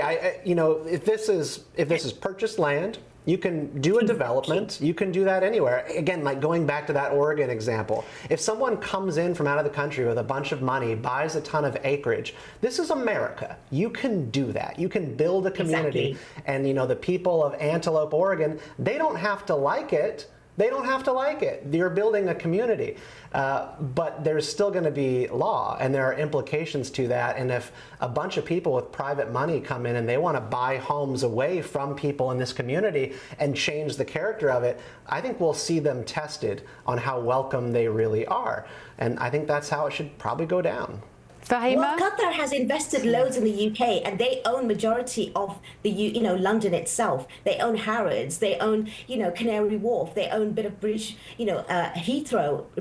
It's so much that talk about foreigners coming in and spending money, and increasing economy and investment as well as employment. So you can't just pick and choose what you want and what you see. And a mosque is there open for everyone as well, and it's not there to deter anybody. It's just that because we actually practice. We actually pray, and a lot of us, in certain groups do actually require it. And it's also a form of just showing the fact that, we are there to actually just follow what we actually believe in, but not to, again, when people say take over and feel like that. I think people that have that fear without knowledge and sort of, education will have that. But what you've just expressed there is how much of London has been bought by people who are Muslims. And people are living okay. To drive through Knightsbridge now on a Saturday night does not feel like London. You've got the Arab princes with their Lamborghinis double parked. You've got the shisha bars. You've got all the women about that, wearing the money that's coming in. Yeah, and all the women are all wearing headdresses like you are wearing veils and scarves. And some people are full burqas. But what's happened is those residential areas around there, which were owned by British people for many years, they've gone. They've sold up. They couldn't take it any longer. They've gone because their community, in a very short space of time, has changed beyond all recognition. And I think the concern is that nobody voted for that. Nobody asked for that. On your own government selling their own land out then, because that's what is, that's how the system works. It's got nothing to do with people taking over. And you see all sorts of people that are there. And if you're having a problem with that, where the economy is growing, people are enjoying, there is no trouble, there is no problem, and people are just as they are, enjoying London, and even much more tourism is coming in there to actually view those cars, to go into Harrods, and it's still vibrant, then that is just something that is a very, personal prejudice as far as I can see. It's a worry. It's not necessarily a prejudice. It's just a concern, and I feel similar going into. I just think that the complexion of the country has changed so quickly, and there are, as a woman, I do have some problems with Islam as a culture, with Islamic cultures. Let's put it like that. That I can't explain to my teenage girls why those women are walking down the street with their faces covered, or why their hair is even covered. And I find that very difficult to explain from a feminist point of view. And that's a problem too. I mean, that is just really, I'm really surprised at the rhetoric that's been said right now, because there is no harm. This is what a democracy is. This is how modern Britain is.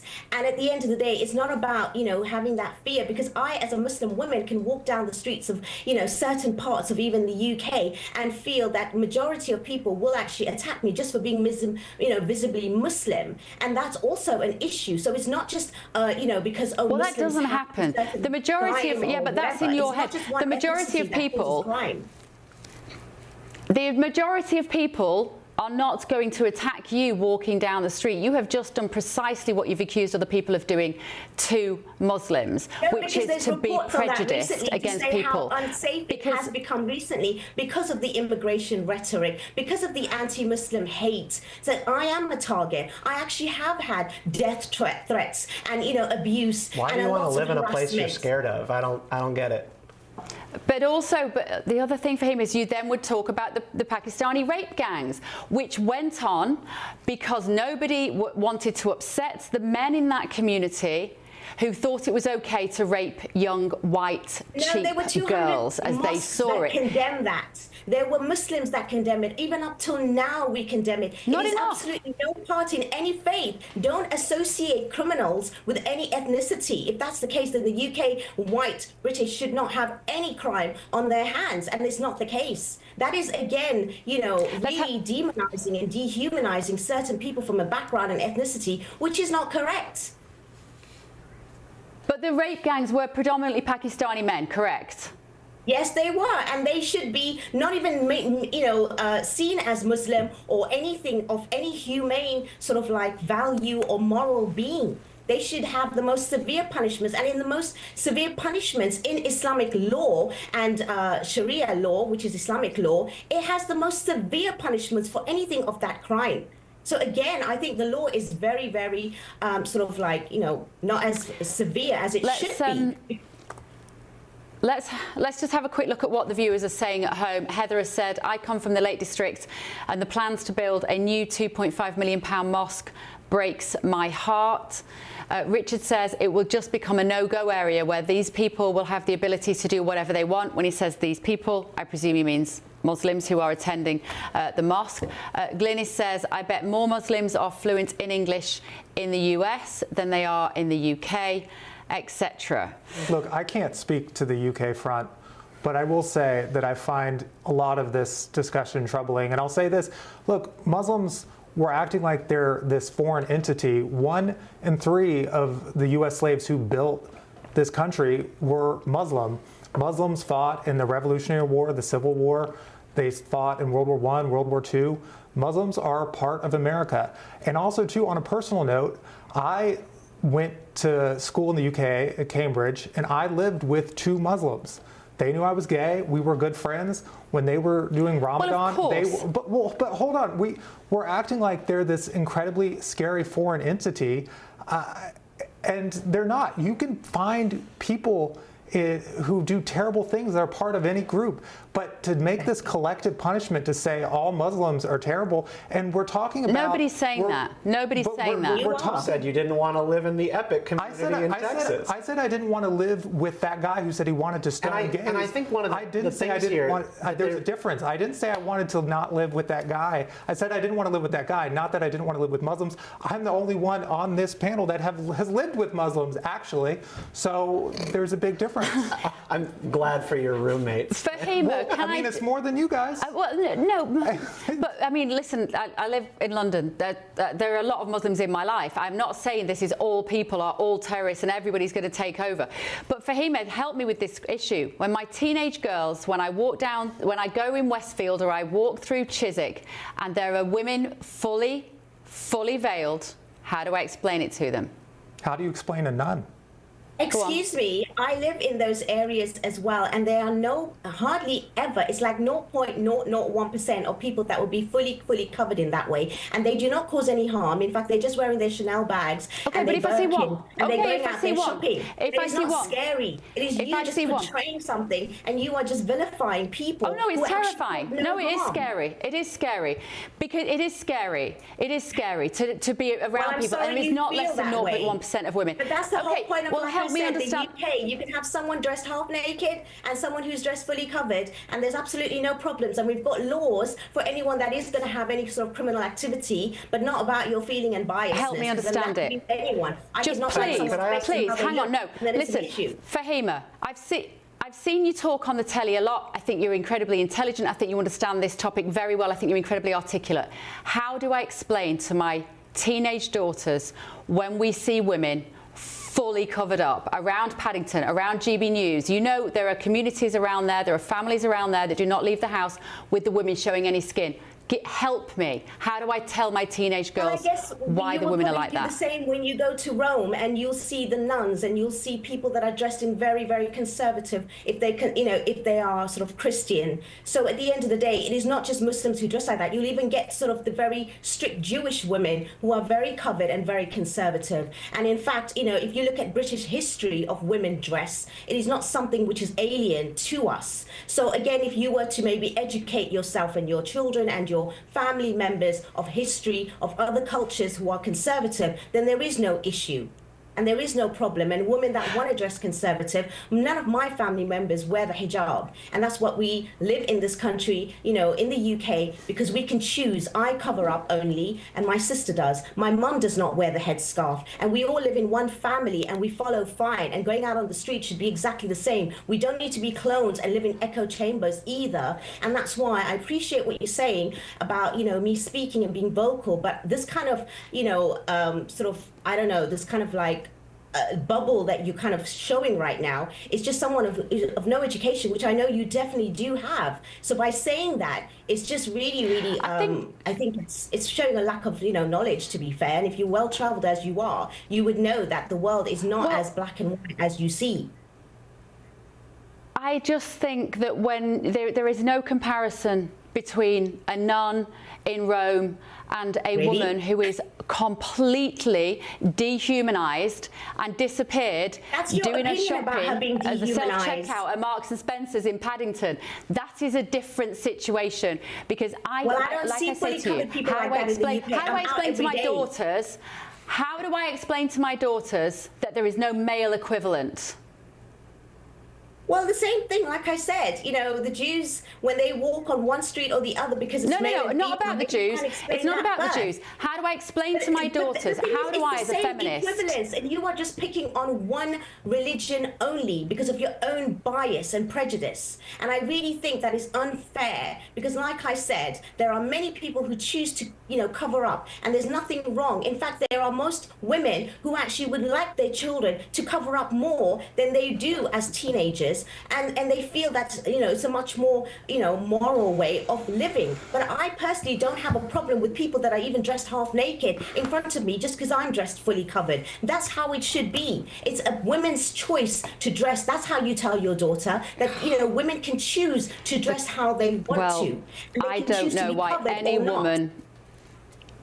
don't know why any woman would choose to erase herself from the street when she walks down. But you never do that for Hima Mohammed. You do not erase yourself. You always put up a very good explanation. Fine, I will take you up on that.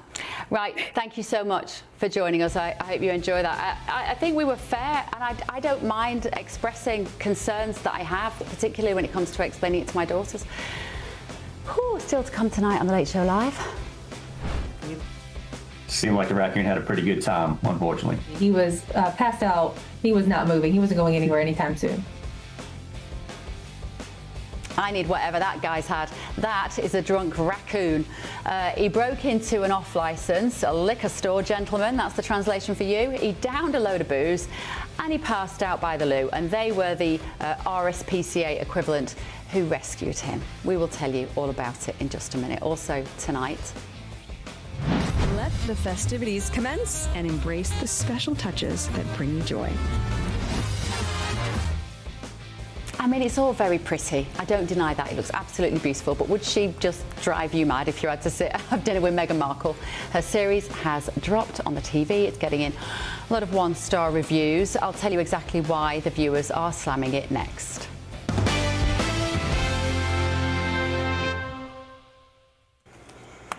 So Meghan Markle appears to have stirred up a little more than Christmas sparkle on our screens today after her brand new Christmas special was released on Netflix. So it's the latest episode of the Duchess's cookery series. It kills me to call her the Duchess.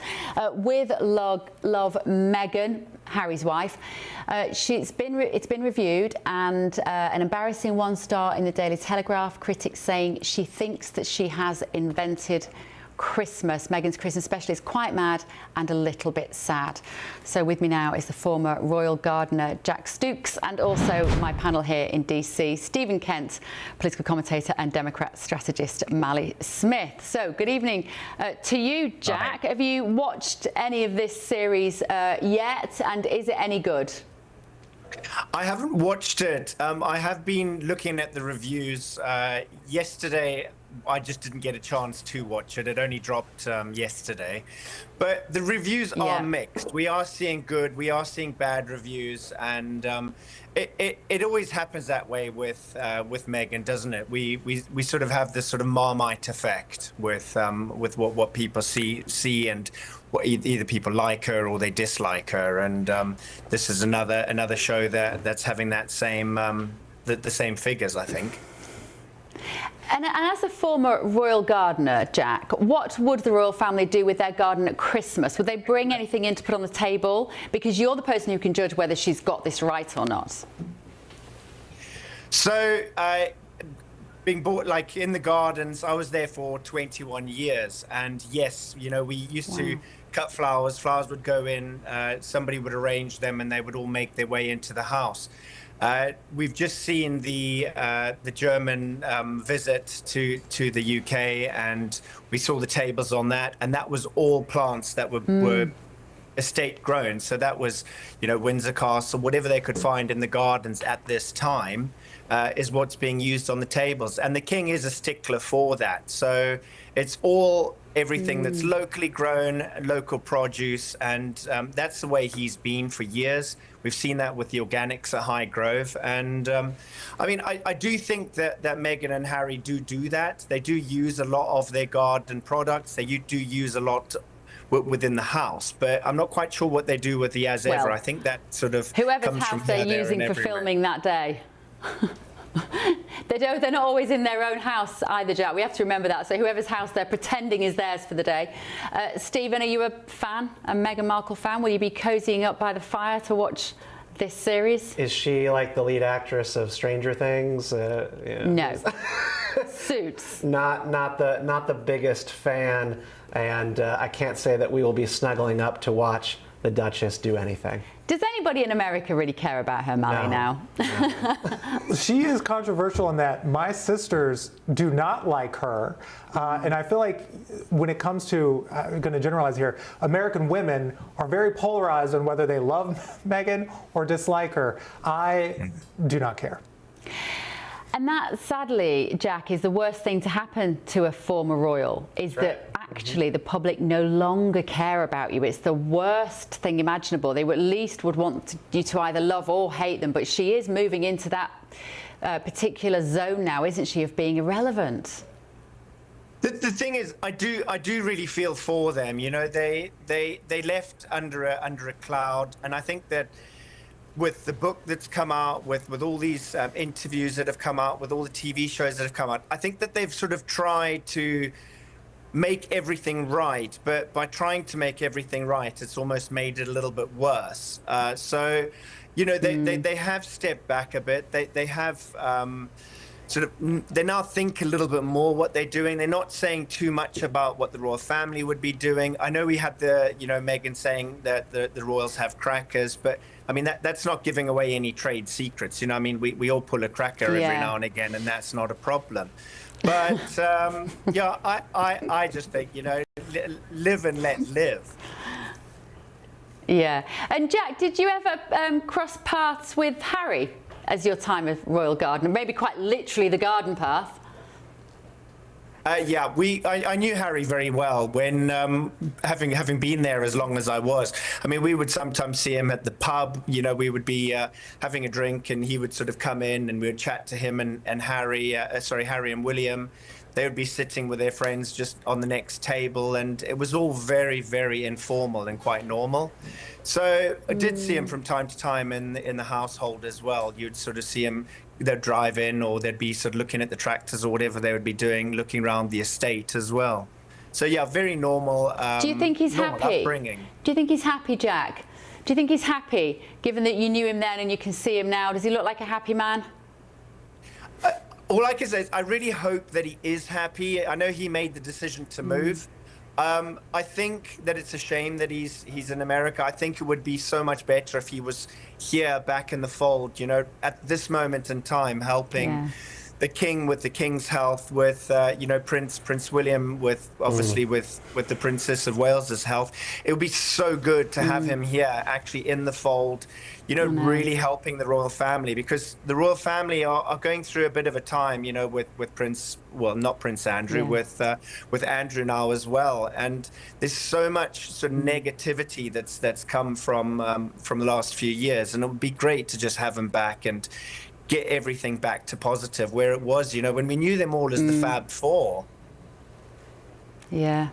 Oh, yeah, absolutely. No, it was heartbreaking. Everybody had such high hopes for Meghan Markle, didn't they? Really did. And it's so disappointing that it's all fallen to pieces. Jack, fascinating to talk to you. Thank you so much, former Royal Gardener Jack Stooks there. And it does beg the question, have you pulled a cracker recently, Mally? Last time I pulled a cracker when I was in the UK. Tell me in the break. Well done. Oh, we haven't got any breaks. You're going to have to wait till the end. Right, still to come on The Late Show live tonight. Seemed like the raccoon had a pretty good time, unfortunately. He was passed out. He was not moving. He wasn't going anywhere anytime soon. I love this story. This is a drunk raccoon broke into the off licence, drank all the booze, keeled over by the loo, drunk as a skunk. We'll tell you the whole story next.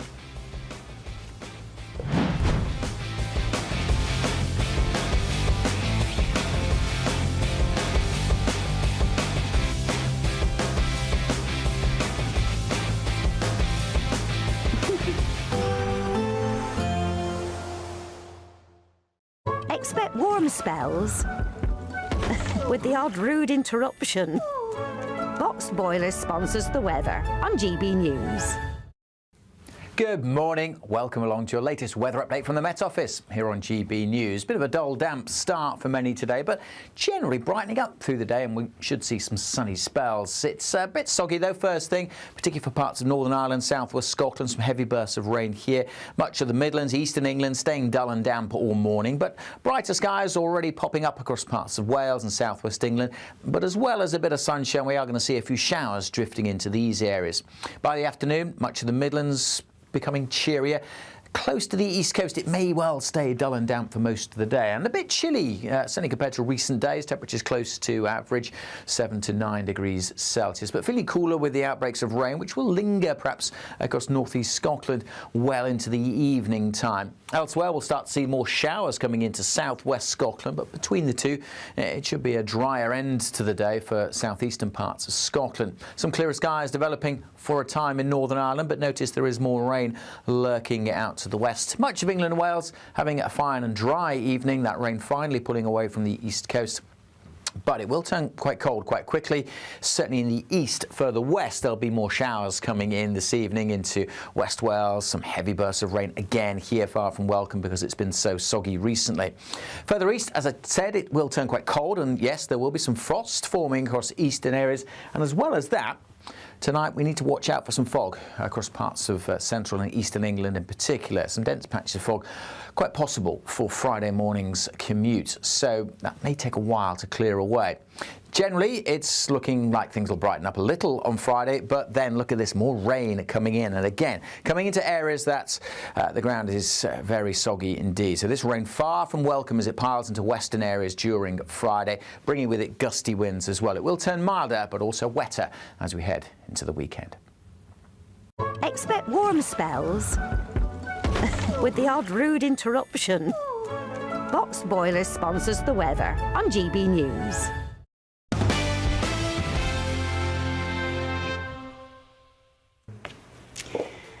Welcome back to The Late Show Live with me, Bev Turner. Now, we've all heard the phrase being drunk as a skunk. Not all of us have experienced it, obviously.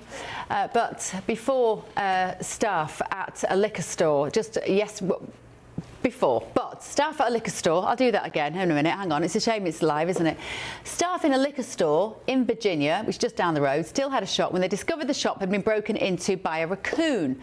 I'm not drunk. So after helping itself to some festive fizz, The boozy visitor was found passed out on the bathroom floor, and CCTV footage showed the animal was on a full-blown rampage, drinking everything in sight. Now, in a social media post, the store thanked Hanover County Animal Protection and Shelter for its professionalism and for providing its visitor with a sober ride home.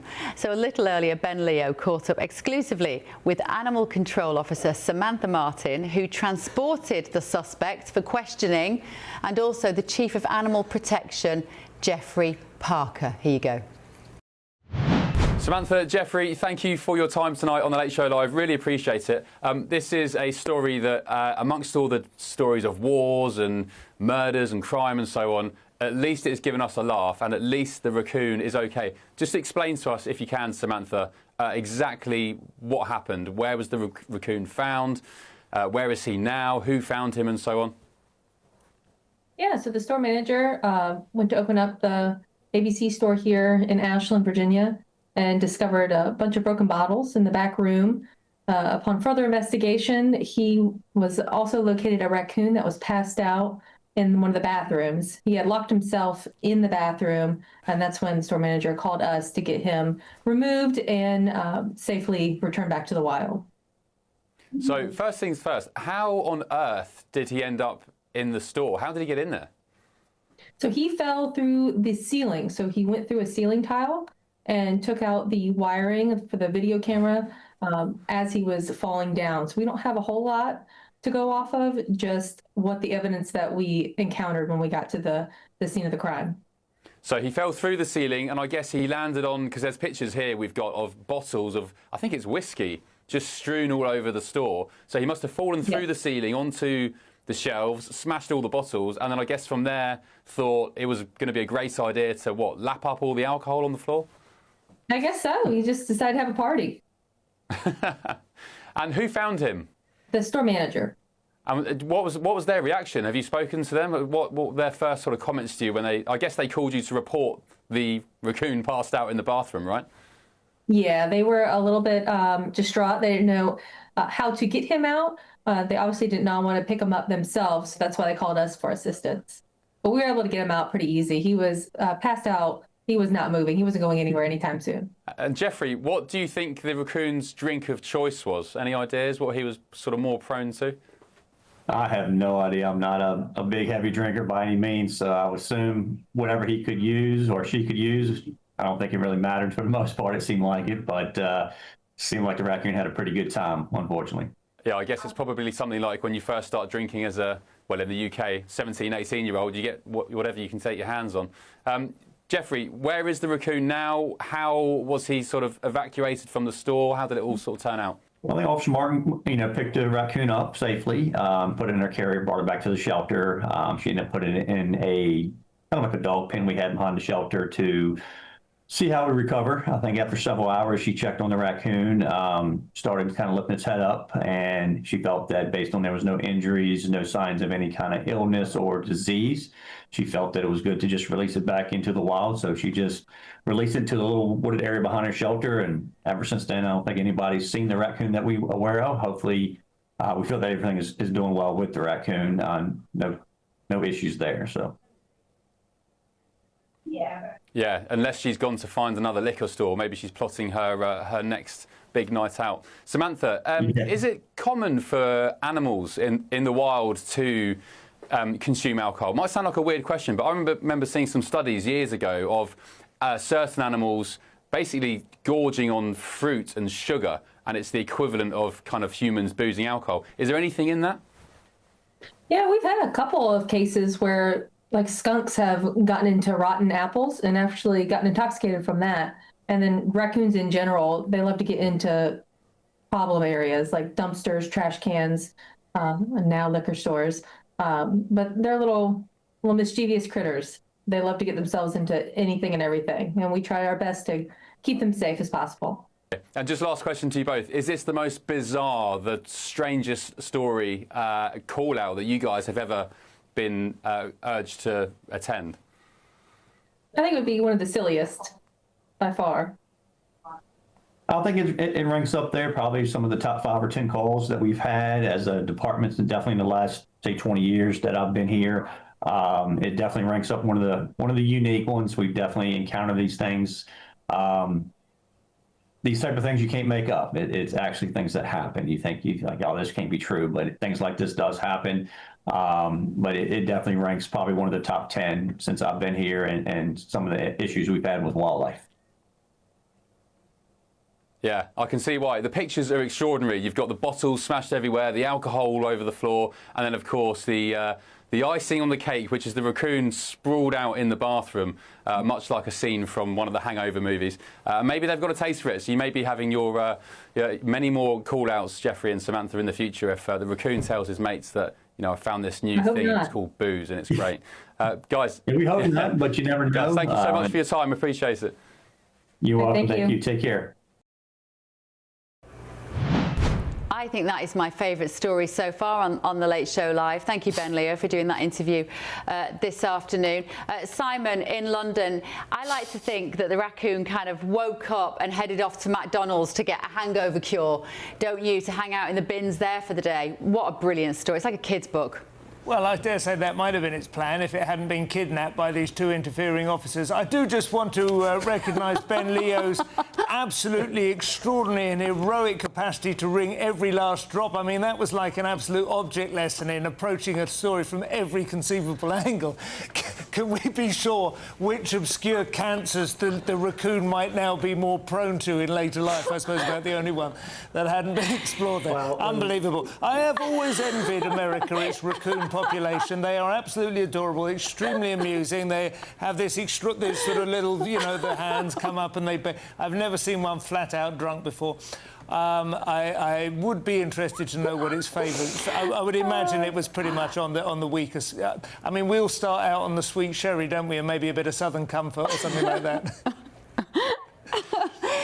Boys, what wouldn't know? I'm sure there's probably a joke in, like, what's a raccoon's favourite drink, but we're not particularly familiar with White Stripe. There we go. I've just come up with the punchline. Simon will get that. You two might not get it. It's whatever's in your trash is their favourite drink. And I'm pleased. When we talk about protecting the culture of the United States and Virginia, this is just an hour away from here. This is what we're talking about. You know, you could also say maybe this raccoon rally is this crime the result of Joe Biden's open border policy? There was a squirrel which was destroyed. I don't know what the name of the agency is, which broke into a man's house and found that he had a tame squirrel living on the premises. And they destroyed it. They took it away and killed it. He'd posted it. It had a little Twitter account and all the rest of it, you know. And they destroyed. I can't remember its name, but it was widely credited with getting Trump over the line last year.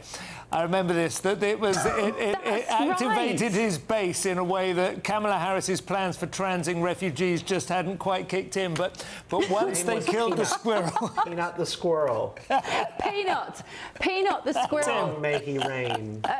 Mally, have you got anything on raccoons? I feel it's only polite to come to you for a line or two. We really touched on a lot there. The thing I'll say, though, is I've never seen Ben approach an interview in such a serious manner. So I'm going to talk to him about this the next time I see him. Do you know what? He did come back and he said, that was really hard work, that interview, and I know what it means now. So anyway, we must move on. Simon Evans, thank you so much. I will tell Ben your critique of his interview style there. I think the problem is when you're dealing with animal stories, like the rescuers, the RSPCA guys, as we would call them, they're so unflappable. We think it's hilarious, and they're just like, well, it's just my job. That police officer, that sheriff, he was like, please get me out of here. I've got stuff to do. But then he had that woman there to like save him and get through the interview. He answered one question. He's like, I got other drunk wildlife. 20 minutes of Ben Leo's questions. I've got other drunk wildlife to go and round up. Move on. Okay, oh, that's hilarious. Right, let me know your thoughts at home. gbnews.com/your say. Now, this is obviously a story that I'm sure you all remember. It was the death of Matthew Perry from Friends. Well, a doctor who pleaded guilty to illegally supplying ketamine to Perry in the weeks before the star's death has been jailed for 2.5 years. This is Salvador Plasencia. He operated an urgent care clinic outside LA, and he's the first of 5 people to be sentenced in connection with the death of the Friends actor. So let's speak now to the author of The United States of Opioids, Harry Nelson. Hello, Harry. So what do we know about this story? So obviously this doctor illegally supplied ketamine, and that led to his death.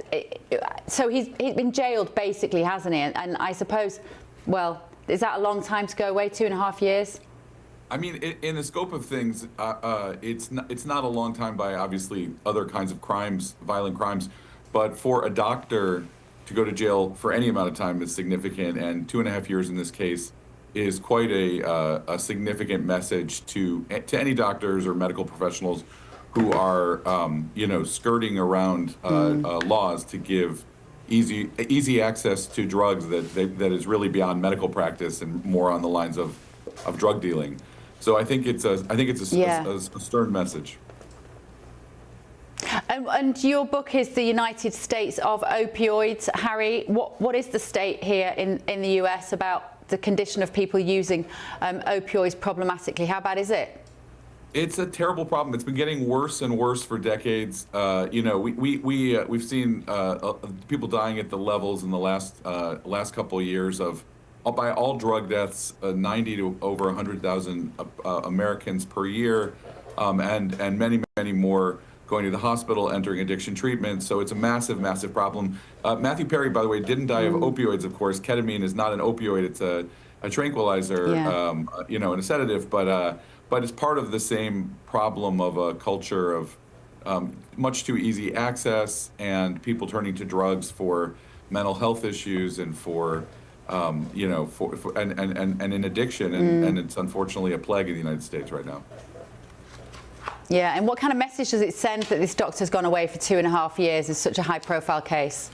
Yeah, look, I think it's a stark example of a doctor who was really abusing his medical license to traffic in controlled substances. I think it kind of is calling attention to this pseudo-medical nature of some of the world. It's clear that Matthew Perry was looking for originally to doctors. He didn't actually die, by the way, at the hands of this doctor, but this was in the chain of events that led to him going to an actual drug dealer and getting the ketamine that actually killed him.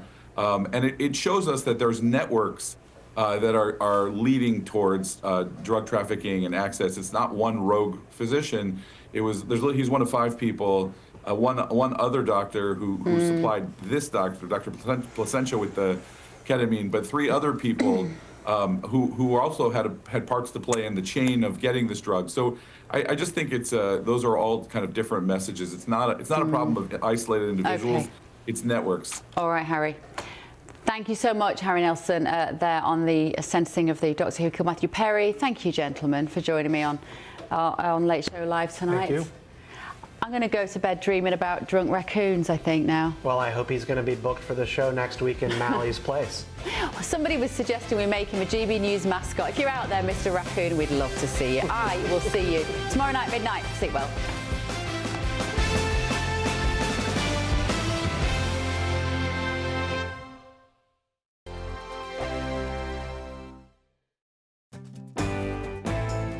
I'm Andrew Pearce. This is GB News, the People's Channel, Britain's news channel. Westminster's full of talk, but out here, it's the real world. Am I allowed to talk then? No, that's it. This is where it matters, real people and real lives. That's what politics is all about. The fact that Trump made a good start, no. Straight answers, no spin, and just a couple of pints. How many fingers have I got up? About 10. So join me for Lee Anderson's Real World every Friday at 7 p.m. only on GB News. The People's Channel, Britain's news channel.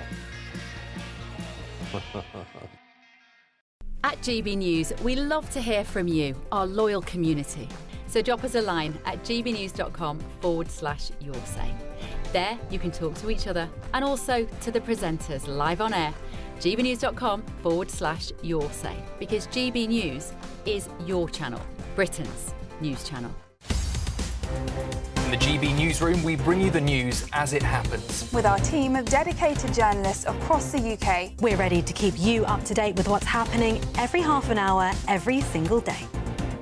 Bulletins here on GB News, the People's Channel, Britain's news channel. From the school run to the home run, watch a new show for all of Britain. He can say whatever he wants. A straight talking show where all voices are heard. And, you know, when are we going to stop talking about smashing the gangs and actually do it? With the stories that matter from every part of our country. There's a bit of a crash landing there for your Chancellor. Bold, fearless and standing up for you. That's me, Martin Daubney, 3 p.m. till 6 p.m. weekdays, here only on GB News. The People's Channel, Britain's news channel. No matter the state it's in, this is our nation. Join me, Jacob Rees-Mogg, for a genuine, honest discussion on where we have been, where we are going, and where we are with the people who set the direction. Tune in to State of the Nation every Monday to Thursday, 8 to 9 o'clock. Only on GB News. Britain deserves a newsroom that puts the facts and your voice first. Well, and that's what you get on GB News. Lively debates, lively conversation. And we're not afraid to hold power to account. And each other. So join me, Andrew Pierce. And me, Miriam Gates, for Britain's Newsroom, weekdays from 9:30 on GB News. Join me, Nana